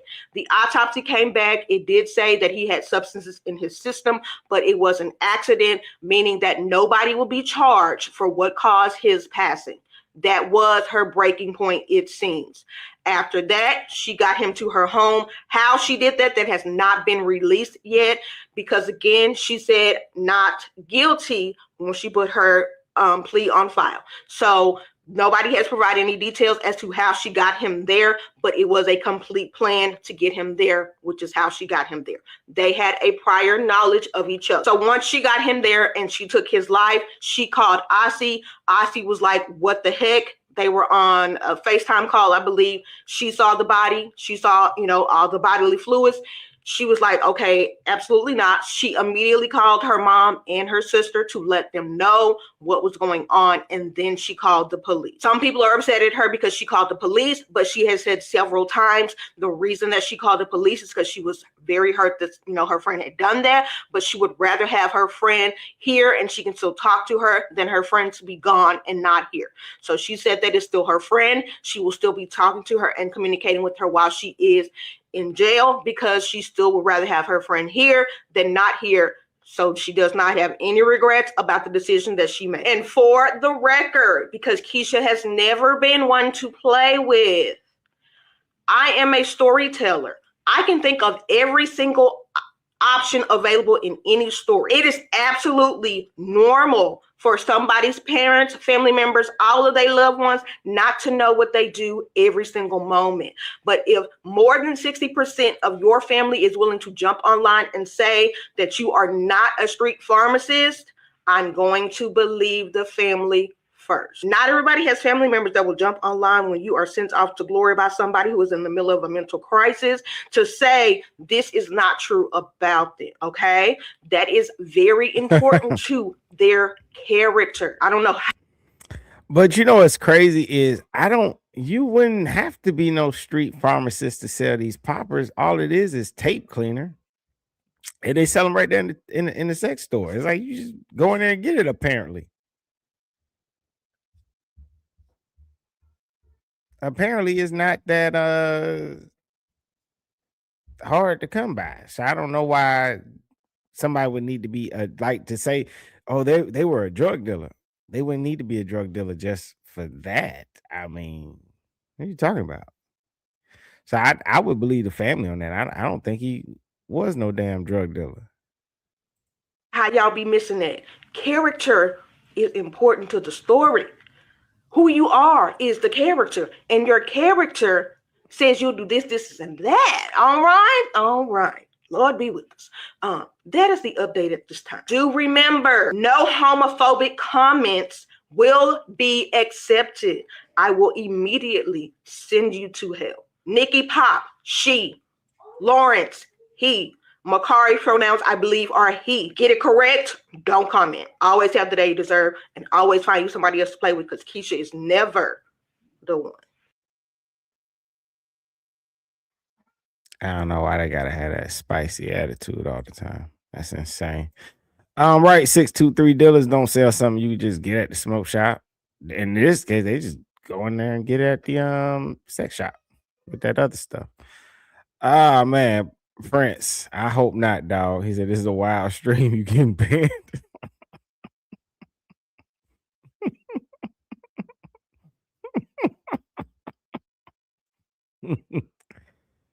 Ah, 623 says stop advertising, homie.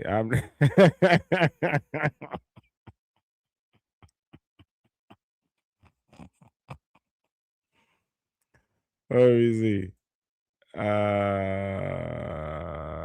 Persian version. I don't know. He said this is why blacks don't progress. We are progressing just fine. We're progressing just fine. The only people on the news are the 1%. That's it. That's who everybody's trips about. That's who everybody's arguing about. It's the 1%. Most people in this world are working hard, trying to take care of their families and just living from day to day. Oh no, 6'3", I already know. I know 6'23", I know.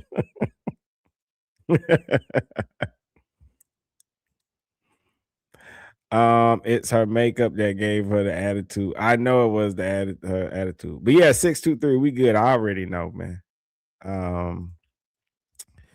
Persian version says it's way more than 1%. Nah, no, it's not. If you take all the world's population and all the people on it, and you talk about the actual people that are evil, it's 1%, dog. This world would have been tore up and tore down, man, if everybody was bad, man. You got some evil people in the world. You got some people that are crazy, people that are, doing certain things, but I don't know. Blacks are just fine. I don't know what you're talking about. I guess maybe you're talking about people in poverty, maybe. Is that what you're saying? But even if you go to poverty, those are just people with lower incomes.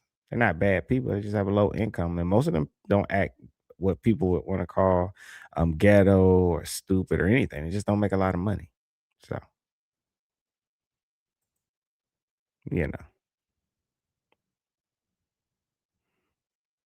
Well, you said blacks don't progress. Blacks actually do progress. It's actually within the past 5 years, black businesses have actually shot up, but not just black businesses, black employee firms. meaning these are black businesses that also have the that hire other people and provide jobs to other people. Blacks have banks. I know what you're talking about.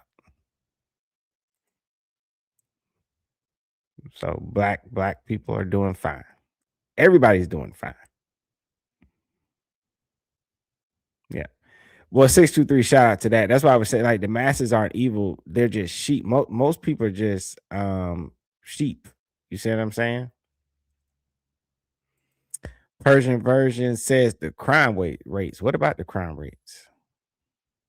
What about them? What about them? What about them? Oh, you're gonna talk about black on black crime? That's 1%. It's 1%. Seriously, it's just 1%. Matter of fact, it's significantly less than 1% if you're talking about homicide rates. And here's the funny thing about blacks: you'll never get a true homicide rate, anything when it comes to blacks. Do you know that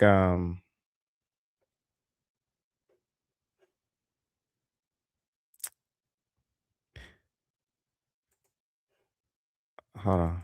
I was making sure I don't lose my place. Even when you talk about homicide, right? You do know that when they do homicide rates and they say, well, this is the blacks and this is their homicide rates, you do know that they don't separate us from like Hispanics, right?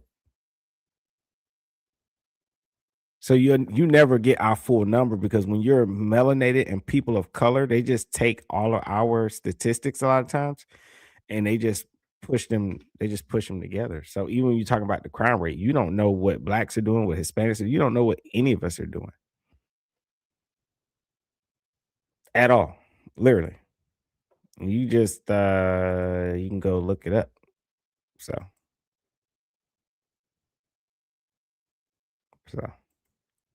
yeah, it's not real, dog.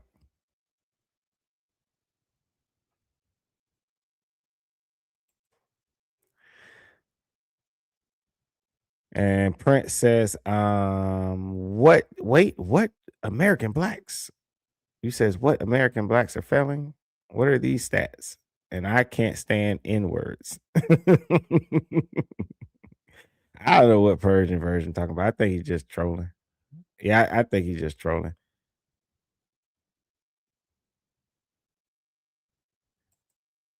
Yeah, I think he's just trolling.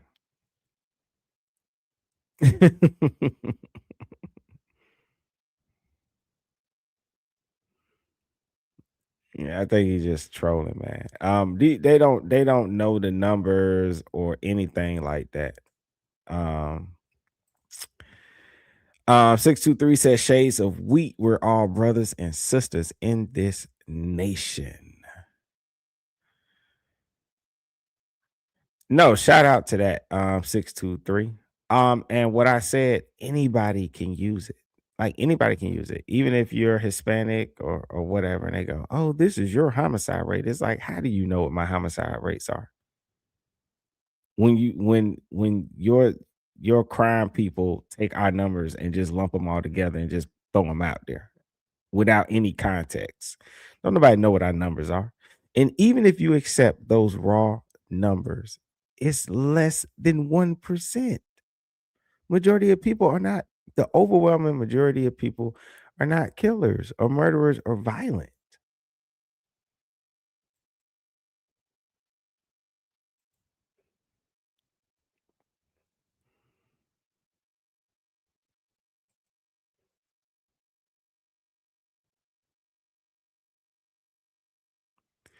Let's see. 623 says they've been doing that with the white as well. You'll find numerous people of other classified as white in the jailing system. Yeah. Also, they do. Even with Hispanics as well.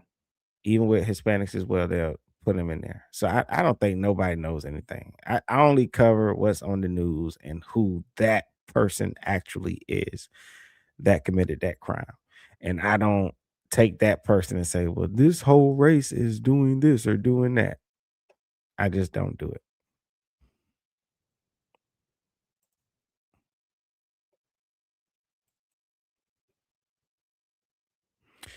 Anyway, I'm about to get back to this thing. We getting off topic.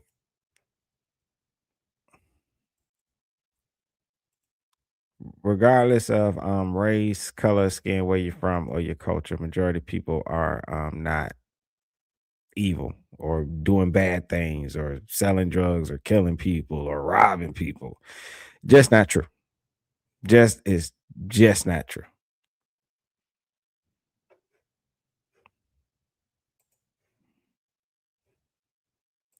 Close that and go to that.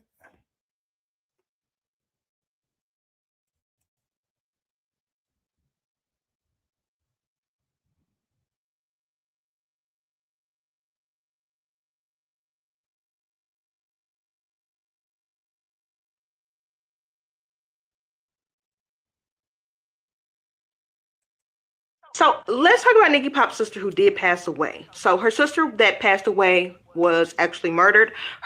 Oh, that's the other part that's crazy is that the trans woman had a sister that was a part of like a big case because that trans woman's sister went missing and was found dead.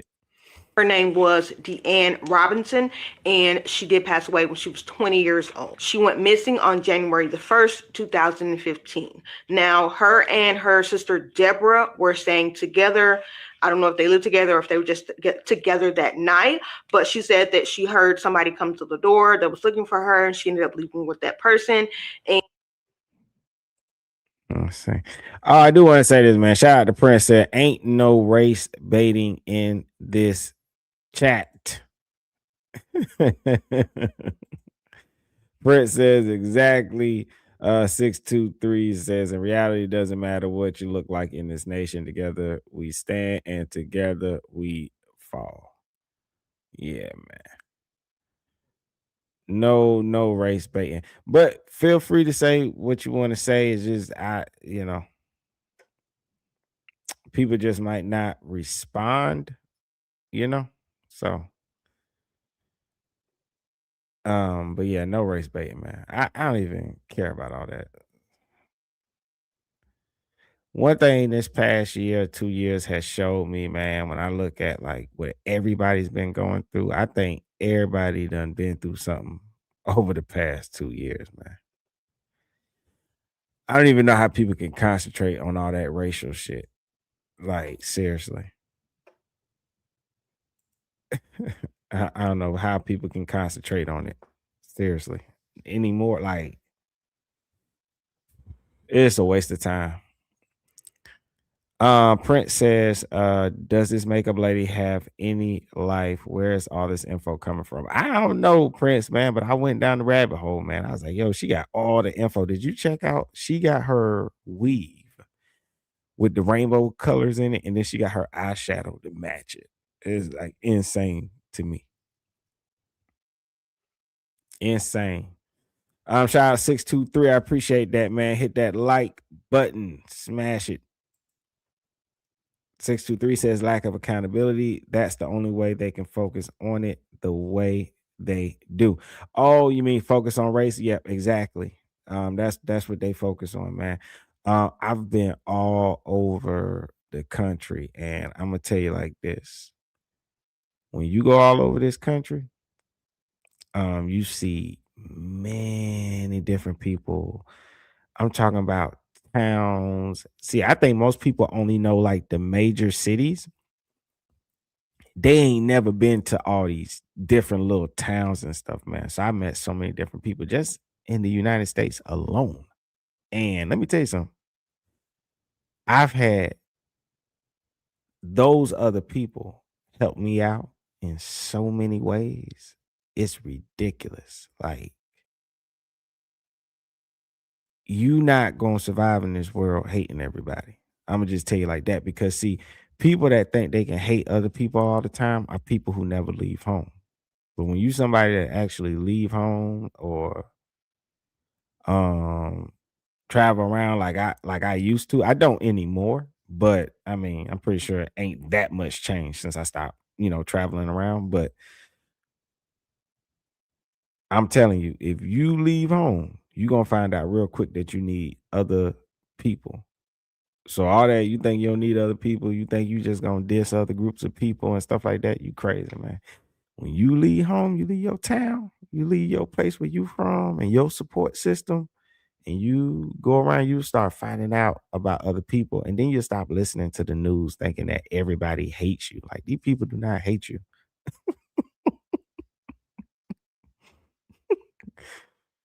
So it's crazy, man. People just let people race bait them, and they feed into the hate. That's all it is. Let's see. 623 says I live in Phoenix right now, and holy shit, this city is outrageous. He said I grew up in Colorado Springs in the outskirts of Kansas on a farm. Kansas, that's one place I love. I ain't gonna lie to you. You got to be careful when you're driving and not get the tunnel vision in Kansas, because it all looks the same, but it's a beautiful place. Phoenix is nice. I got family in Phoenix. We got to go see. It's a matter of fact. Need to quit pushing that off and go ahead and go.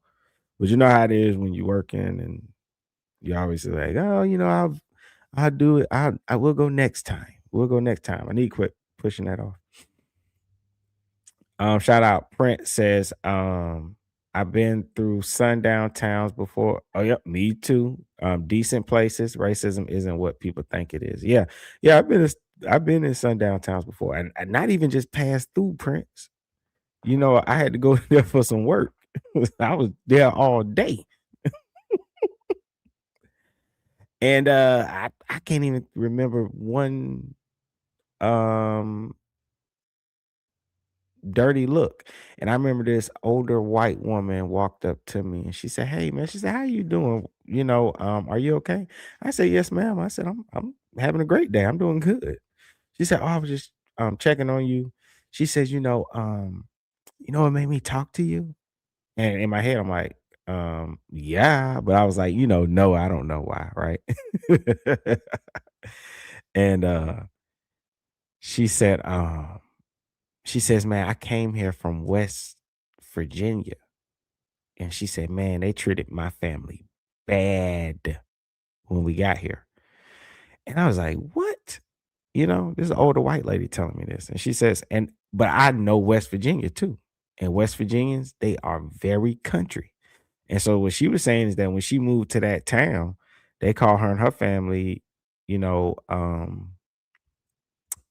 poor white trash, and made fun of how they spoke and things of that nature and stuff. So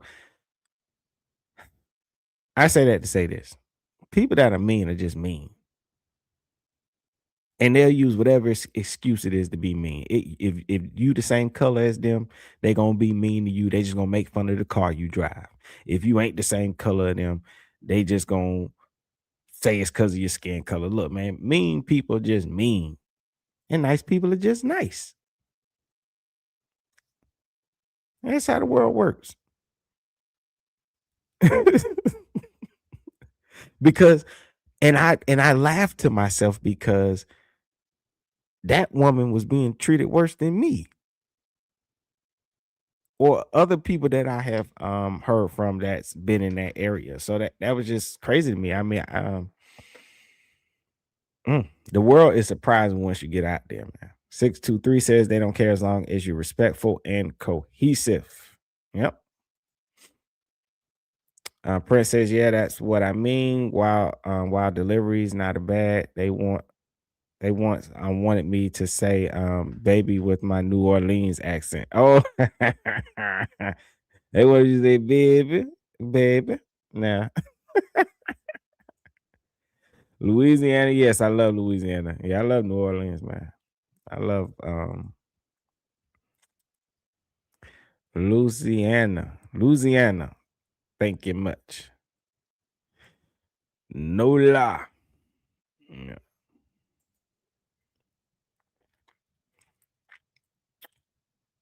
Oh, yeah. Okay, so now I'm about to play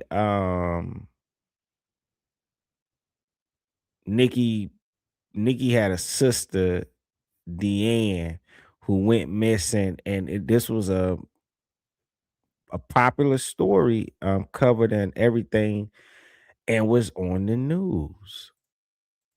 and it took over a year for them to actually find her body. Now, the people involved with taking her life, one of them said he was her boyfriend. His name was Jerry McCoy, and at the time he was 48, she was 20. Him talking about her being her boyfriend does sound very alarming. I don't really think he was her boyfriend, but that's what he said he was. He said that him and his friend Alan, who was a longtime friend of his, Alan Jones, that Alan pretty much took her life over $750. Jerry stated that he held her down while Alan strangled her. They ended up hiding her body in a basement of a vacant house, and he left and went to Alabama with his family, and then he eventually came back after he was done hiding and admitted to actually taking her life. Her body was found in that house on February 26, 2016. Now, at the time of her passing, she had 2 kids, and in 2016, her youngest child was 4 and her oldest child was 6. At that time, they were given to Deborah. It does look like she still has custody of those 2 girls. Now, she, of course, is still family to Nickyy Pop, but she's like, I don't know nothing about nothing, so don't come over here being weird. Make sure you respect her boundaries. Don't be disrespectful about her boundaries. She is dealing with this as well because that is still her relative. She has lost a sister. Now she has one in jail with a charge of first-degree murder, and she's raising 2 children from the sister that passed away 10 years ago. Do not disrespect that woman's boundaries. She says she does not know anything. She still has to move forward with taking care of what she has to take care of. And then several people asked the question about, what did Nickyy say to get Makarri to the home? And not only that, the bitch was still at it. I made a fake page, messaged the bitch, and the bitch still was talking about the poppers. She did say that she made a fake page, but she didn't go into any details about really specifically what she said. And that's more so things that I would prefer to know. Like, girl, what did you say word for word, bar for bar, not just general, bar for bar. But it just gave the general. And then I also did find the portion of the live where she is stating that it was both of their fault. It was. It was both of our fault. So both of us had to die, right? Because we both left him. Even me, his own fucking girlfriend left him dead on the floor. And then last thing, I could not find anything yet for a funeral arrangement. We are still, of course, Black. To know, like, girl, what did you say word for word, bar for bar? Hold on, let me rewind that. That's the question about, what did Nickyy say to get Makarri to the home? And not only that, the bitch was still at it. I made a fake page, messaged the bitch, and the bitch still was talking about the poppers. She did say that she made a fake page, but she didn't go into any details about really specifically what she said. And that's more so things that I would prefer to know. Like, girl, what did you say word for word, bar for bar, not just general, bar for bar.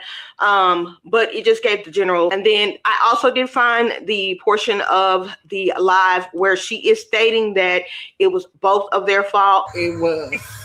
It was both of our fault. So both of us had to die, right? Because we both left him.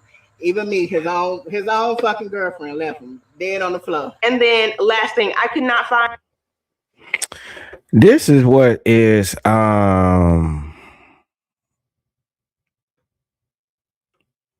this is what's crazy to me, man.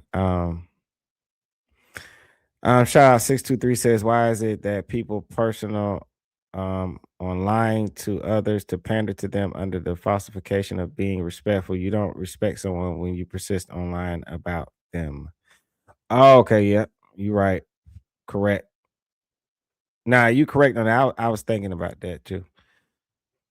You talking about because she keeps saying she and her, right? That's what you're referring to. I'm about to so what this lady in this video is pointing out is that when the trans woman was hitting up the guy on the fake page trying to get him to come over to the house under the guise of getting it on,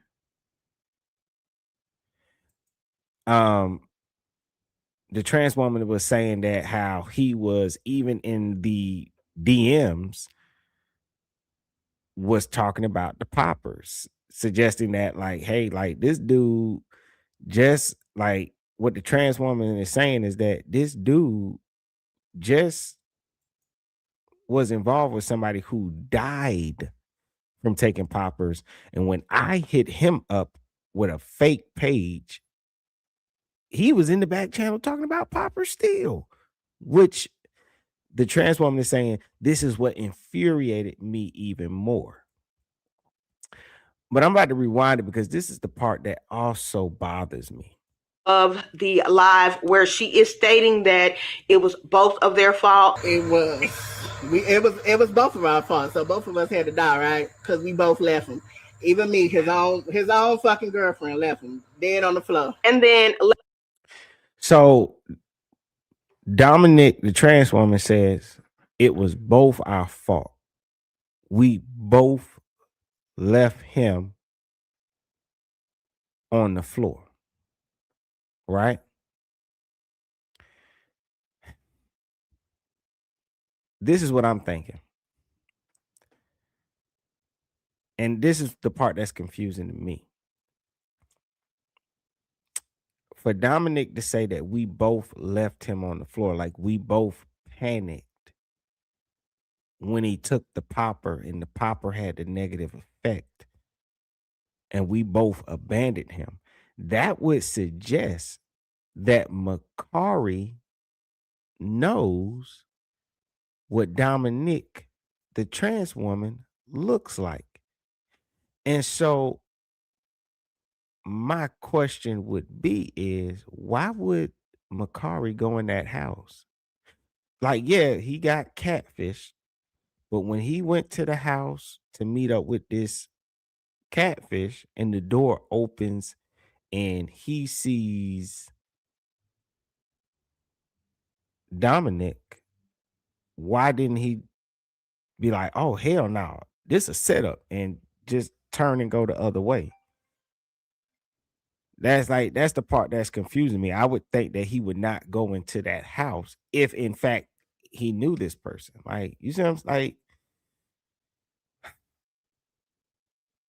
Because I could get why he would show up to a house, because they said recently Dominic, the trans woman, had moved. So he might have not had no alarm bells go off because he's pulling up to a house he's never pulled up at before. But as soon as the door opened, he wouldn't turn and leave. Like, it's confusing, man. I really want to know some more details about this case. I'm invested now. So I don't know. 623 says that's self-incrimination. She just admitted to being involved. Exactly. And then to say it was both our fault. I left him, even as his girlfriend, I left him on the floor. So how are you having a revenge killing, stabbing somebody to death and blaming them if you the girlfriend and you left them on the floor? Right. What the hell? Prince says he knew what he was getting into. Yeah.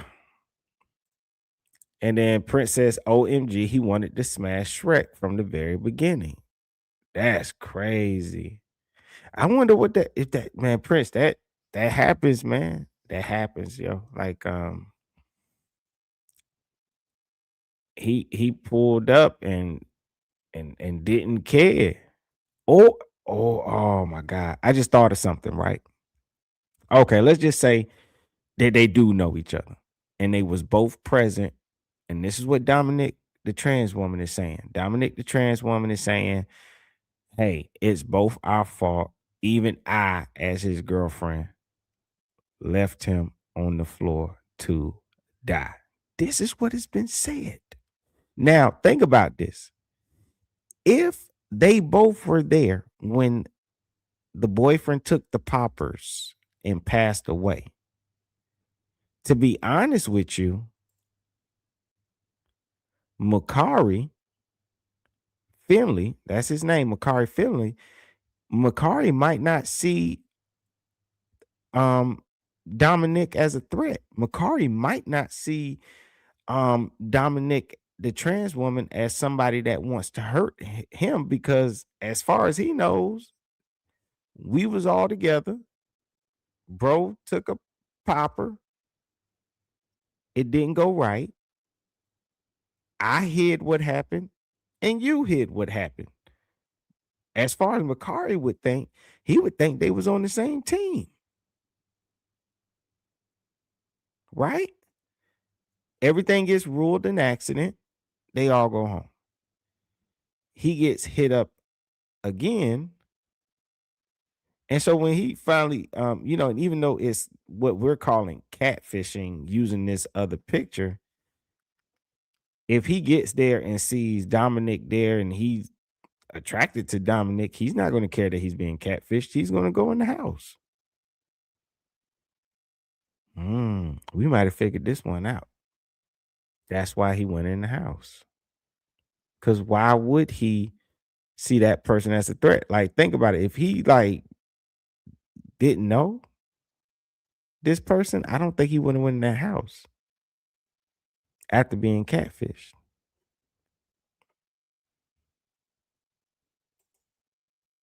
Yeah. 623 says she's twisting it to fit a narrative. Let's see. 623 says facts. And they're both party to the crime.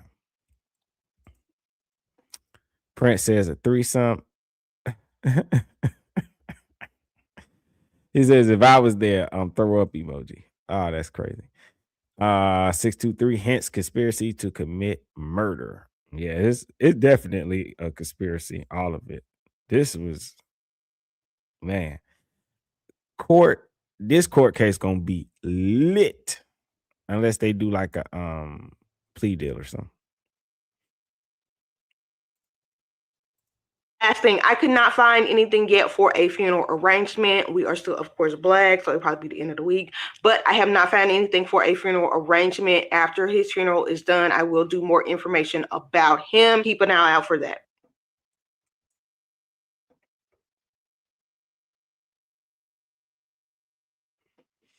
Okay. Oh, well, that's why Court with Keisha got disclaimer. It says the content shared on Court with Keisha is alleged and provided for informational purposes only and should not be considered factually until presented in a court of law. She spelled presented wrong. Presented. Or is it presigned in a court of law? No. I think she meant to spell presented. While every effort is made to provide accurate and up-to-date information, accuracy and completeness are not guaranteed. The information shared should not be relied upon as the sole basis for making decisions.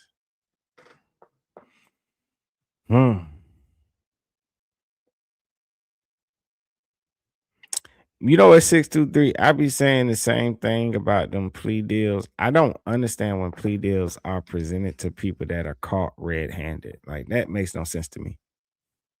I always think like a plea deal should be like, if there's a chance that this person could get off, right? Like if it's an even 50-50 split, right? And so you got a prosecutor that doesn't want to risk you getting away with the crime.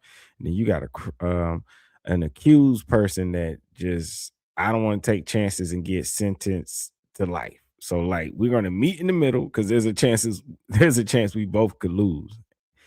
And neither one of us want to take this chance. So we're gonna meet in the middle and make a deal.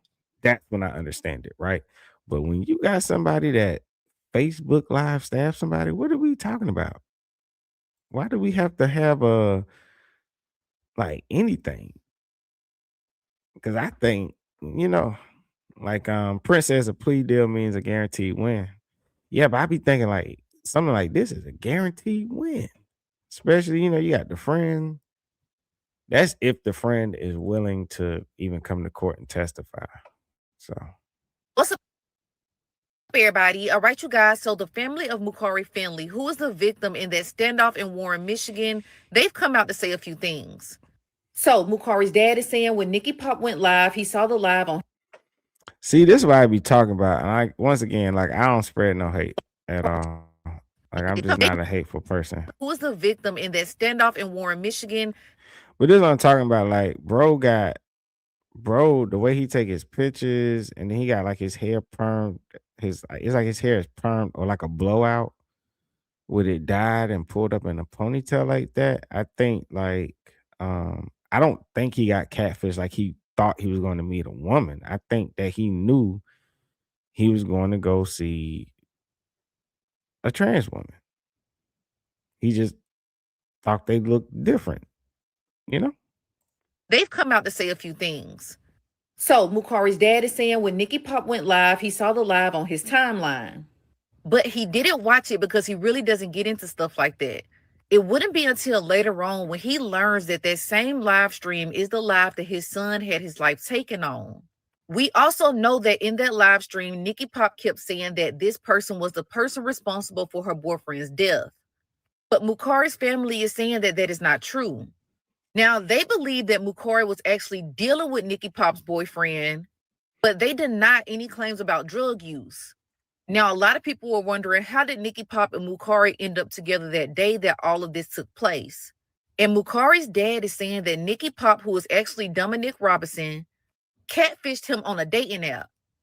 By this picture, but when he arrived at the location, this is who he was met with.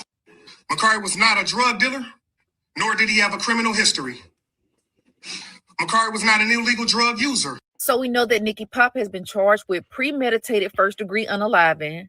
But what do you guys think about the update about what the family is saying? Y'all, this is very heartbreaking. So we know that Nickyy entered a not guilty plea, but seeing as that all of this played out on live stream, I honestly think that they're going to try to use mental illness. The family is fighting against this because they feel like Mukari was set up. This was all premeditated. Now, you guys, comment down below. Let me know your thoughts. Now, we'll keep you guys updated as more information comes out.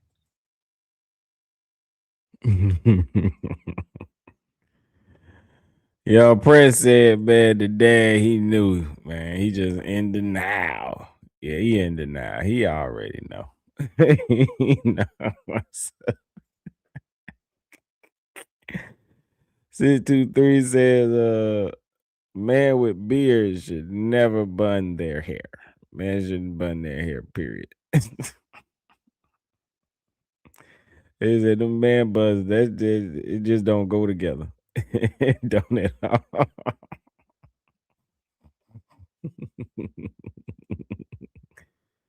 Petty says, I have dreads and never bun my hair. My daughter put my hair in pigtails. I take it out soon as she go home.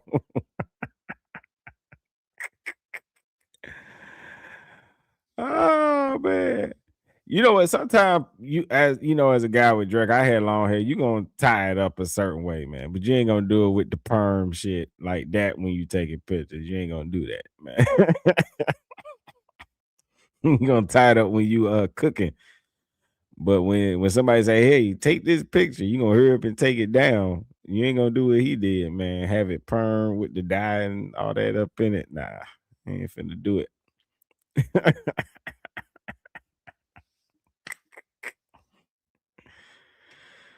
Oh man, that's crazy.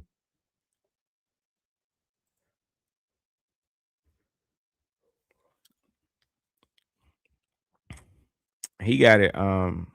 He had it up perm, like blown out in a bun with the lip gloss on too. Like that's crazy. Yeah, not supposed to be doing that.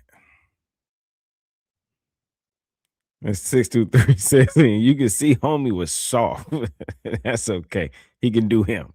Yeah, homie was manipulated into a deadly scenario by another man. Yeah. I wonder what's the age difference too, because it looked like they was older as well. And him, the Mukari, like he was like, young, like where they would have been able to take advantage of him. So yeah, shout out to Prince, man. That's a good dad, man. Keep them pigtails in till she leave.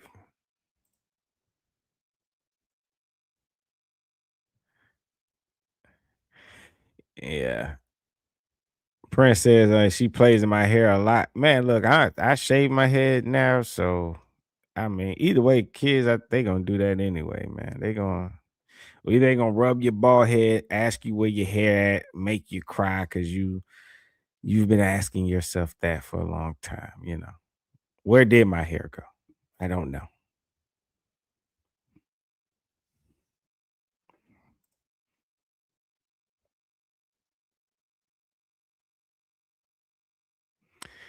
Oh shit. 623 says, on me, when I had long hair, I let my kids do funky stuff with both my beard and hair. Man, I've been working on my beard and stuff, man. And my one of my kids, he had like grabbed my beard, man. I was so happy because I was like, it means I finally have a beard. You can you can grab it. Some hair there now. But I've been working forever. I'm proud of the little bit that I got now, man, because I thought I would never be able to grow no facial hair, man. Prince says, yeah, he was soft as a marshmallow. He was, man. Look, but that, I ain't saying that getting no excuse for whatever that person did with them. I thought that was crazy, them sitting outside that house like that, spending all that time talking instead of trying to make sure they get inside to the victim. But that's crazy. 623 says, now I have only a beard with a shaved head. Yeah, that's what I'm doing now, man. Just shaving the head. I'm just shaving the head and then doing the beard thing. And that's gonna be my new style, man. 623 says, my beard is to my chest. Your beard is awesome, buddy. Man, I appreciate it, man. I appreciate it, man. I would love to have a beard that hang down to my chest. Oh my God. Oh man, I'll be stunting then, man. I'll be big time flexing, man. Y'all gonna think I'm soft, man. Cause look, when my beard hit my chest, boy, I'm taking all kind of selfies, man. I'm posting every day.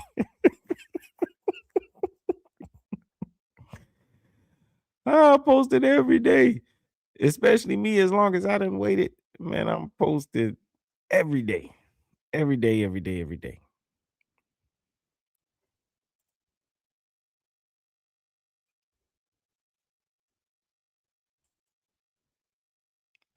He says years of effort. Yeah, I know, man. It's a commitment, man. I see. I've been working on it. Just it started off with just taking better care of my skin and stuff like that. Make sure you wash your face, take better care of your skin, moisturizing your hair on your face and stuff like that. That helped. And I remember one time I made progress, and I remember because I was working outdoors at the time. So I wasn't, you know how you work outdoors, you're sweating a lot, and then your skin gets dry and it was causing it to thin back out. And I was like, wow, taking care of your face is very important when you're trying to grow your beard and stuff like that, man. So yeah, I appreciate you, man. You said you'll get there. I appreciate you. I appreciate you, man. I'm working at it. I'm not giving up. I'm not giving up. I know I'm gonna get it how I want to get it, man. I'm not giving up on that. And you know what? Honestly, I appreciate the journey. It was like when I had dreads, having the dreads did not feel nearly as good as the journey of growing the dreads, man. And it's the same thing like with now just facial hair and a beard, man. Just the journey I enjoy what I have even more because I know I worked for it, you know. Prince says my beard was past my neck. It kept getting getting in my food, so I trimmed it. Oh, that's hilarious. Oh man. That's what I'm saying, man. I want to experience that, man. Yeah, man. You know what? And then once it happened, I come back and we can trade funny like beard stories. Yeah. See, Prince says it's growing back now, though. It's getting there, man. Hey, Prince, it's wintertime, man. They say you can't cut it. I think that's the rule. They said like I don't know, that's what they say. Wintertime come, can't cut it. You gotta go Wolverine. 623 says beer oil help so much. Yeah, I got me some beer oil, conditioner and stuff. I had met this one guy. He was selling for this company natural like beer facial products. And man, I bought some of that stuff a long time ago. It lasted so long and was so good. When I went back to try to find the people at the mall, they had moved location. Couldn't find them no more. Because what I bought, it cost some money, but it lasts a long time, so it was worth it.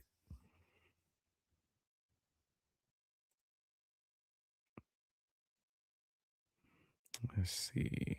Gaming League Gamer, you said oh, he said you watching WWE? 623 said might as well be WWE. Oh, we was watching some, man. Let me put this full.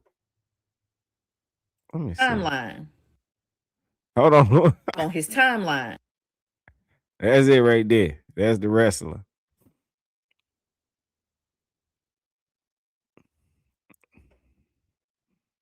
That's him. Yo, this is crazy. The fact that anybody could call this person any kind of a woman, any kind of female. I wouldn't even disrespect a female cow, right? You know, like, come on, man.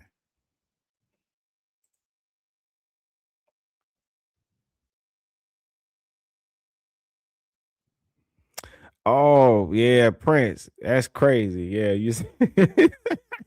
What's killing me now is the corner of my stash. Every time I take a bite, I'm chewing hair.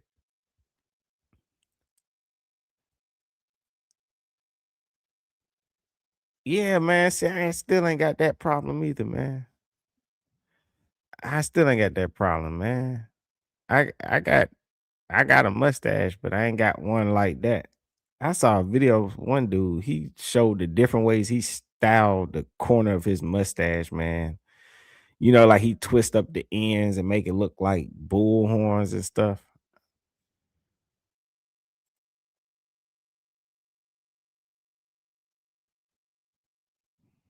Yeah, 623 said it happens to him too. It said trim the stash. Yeah, I ain't got them problems yet, man. Y'all gonna have to let me catch up, then I can trade some stories too.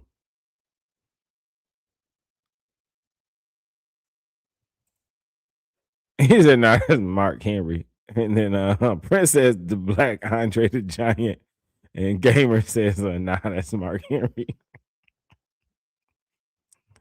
But this is who they was all on the news, man. They kept saying the woman, the woman, the woman, her, she. It's a she. I seen this picture. I said, shit.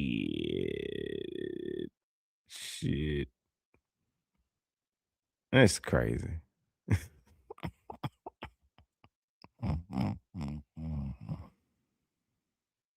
Nah.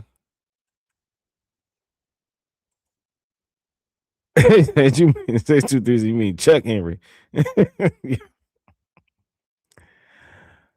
Oh man, let me see. How long I been at this one, man?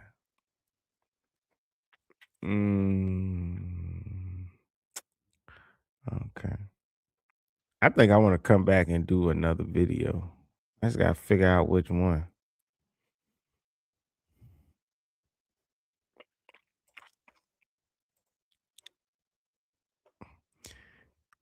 Yeah, I gotta figure out which one. Okay, I gotta do my politically correct outro.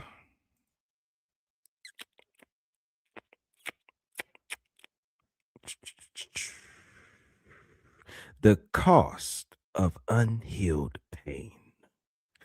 This story isn't about identity. It isn't about politics. It isn't about systems. It's about emotion, the kind that festers until it explodes. Grief can make people disappear into themselves. Revenge can make people disappear into their actions. When the two collide, you get moments like this. A life lost, a life destroyed, a community stunned, and a live stream that captured the exact second someone's pain became too heavy to carry. This is the kind of story that forces us to ask, what happens when someone's breaking point becomes public? What happens when heartbreak becomes violence? And what happens when the world watches it unfold in real time? This has been Diabolical. Risky Behavior, ENT. Stay aware, stay human, and remember, unhealed wounds don't stay quiet forever.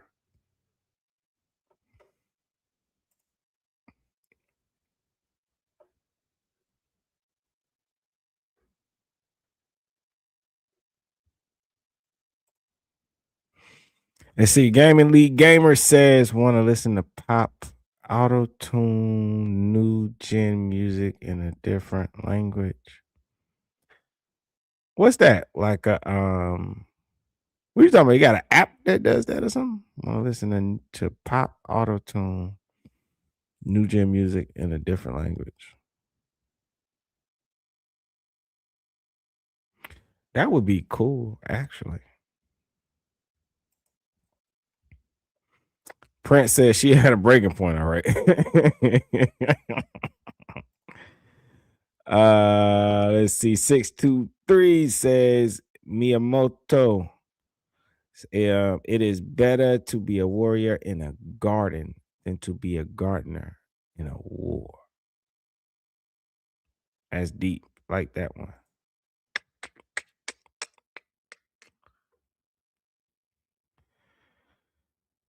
Oh man. I don't know what I'm going to do next.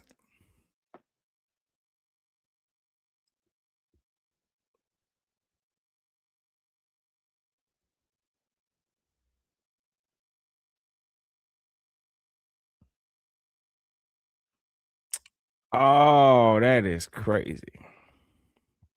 While you leaving, Risky, guys, check out my channel. I just posted a video where a little girl asked her mom for a father for Christmas. That is insane.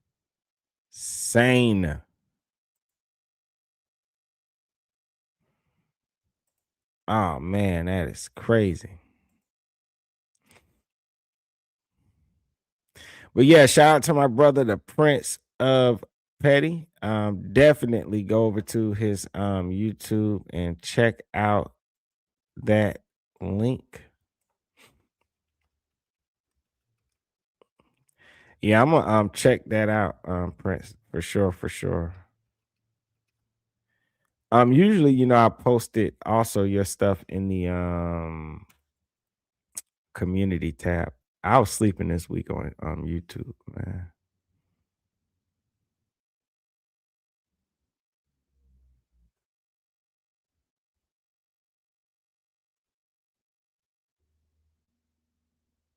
Like,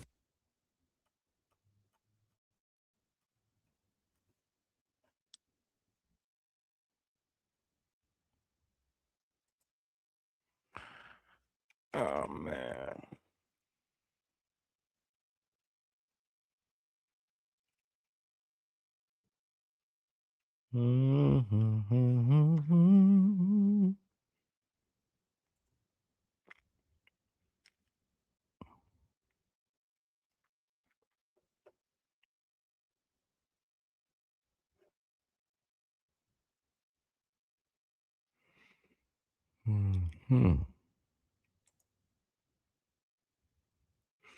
But yeah, that's his page right there. Go over there and subscribe to the Prince of Petty. I'm gonna go and check that out, Prince, and I'm gonna I know I'll most likely I'll come back and do another live. I usually do 2 on Saturdays and stuff like that. Yesterday I was busy, man. I was in the house working and fixing stuff. I tried to do some plumbing work yesterday, man. I don't know if it went well. We see when I turn the water back on if it work or not. I don't know. So I don't know. But yeah. I'm trying to remember, man. I thought like usually I can tell people like, hey, come back. I'm gonna be doing a video on this, but I can't remember.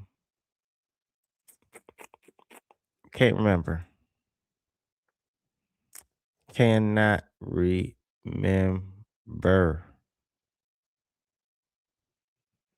Hmm.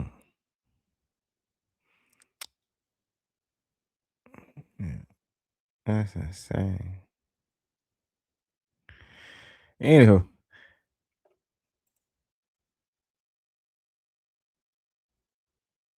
let's see. 623 says, honestly, I'm so sick of the rampant political rhetoric. I'm glad to have a conversation outside of that. Yeah, man, me too. Me too. From time to time, though, I will do some debates because it's, you know, I like to be I like to have everything, right? I don't want to be too political. I don't want to be too much talking about the relationships. I don't want to be too much talking about violent crimes. I kind of just like to put it all together. It's like so even my page, my channel, it's just everything. I don't like to be just one way and just pushing one side of a narrative. So yeah, I'm pretty much the same way, man. You know.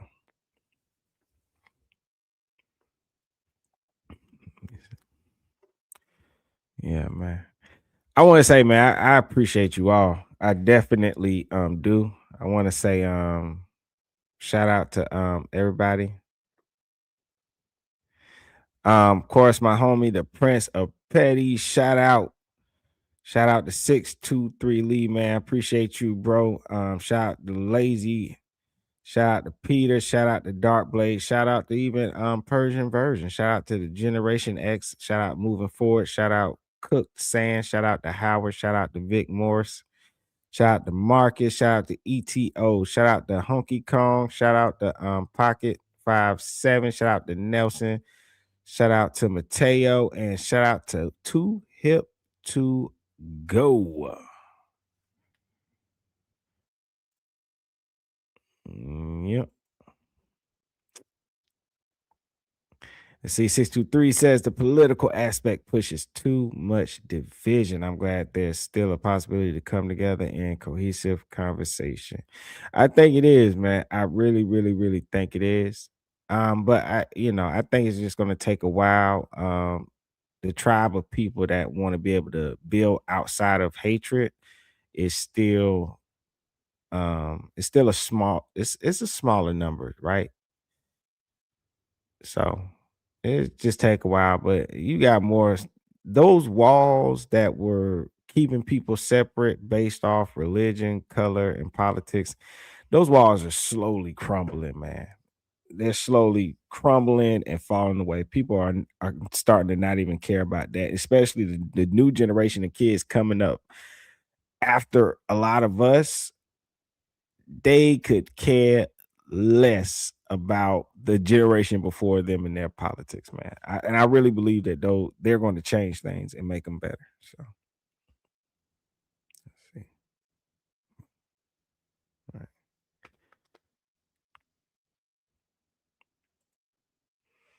You said the racial divide seems to be growing. I don't think it's growing. I think they're trying to advertise it more and put it on the news. That's why it seems like it's growing.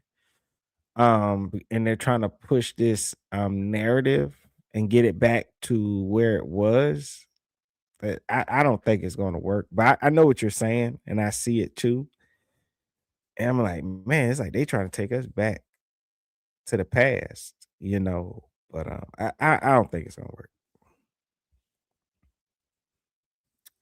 at all. I think, of course, there's still some hateful people around, and they use the opportunity whenever they can to rear their ugly head. But I don't think it's gonna work. I think it's gonna die back out again, and because I think they only use it when they want to push certain agendas, man. And they like that's why people like they bring it up every 4 years. Every time election time comes, here they come with the same story. Everybody was fine, then all of a sudden election comes, and now everybody hates each other. It's just a narrative that they push. He said, "I hope you're right, brother. I truly do. Me too. I hope I'm right too. This is mainly blind faith that you're seeing. So I hope everything will be all right. And you know what? And if it ain't, then hopefully the people that have formed new family, new communities, hopefully they have the ability to protect each other if things go bad. But I don't think things go bad. We say divided we fall, yet we ignore that we fall together as well. Yep. That's a good one, man. You said some good, man. I'm gonna steal that one too. Let me remember that one.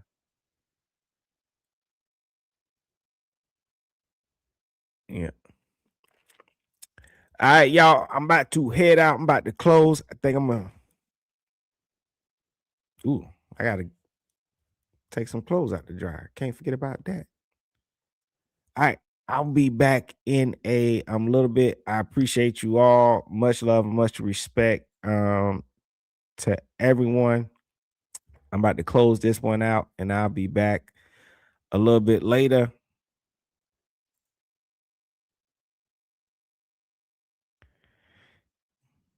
Yeah, Prince, he liked that one too. That's what a lot of people fail to realize. We all fall together.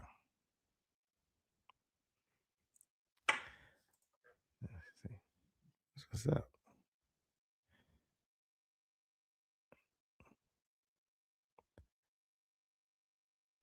Boom, boom, boom, boom, boom, boom, boom, boom, boom, boom. All right. All right. And Prince, I don't know if you know one or something. If you do, just send it through the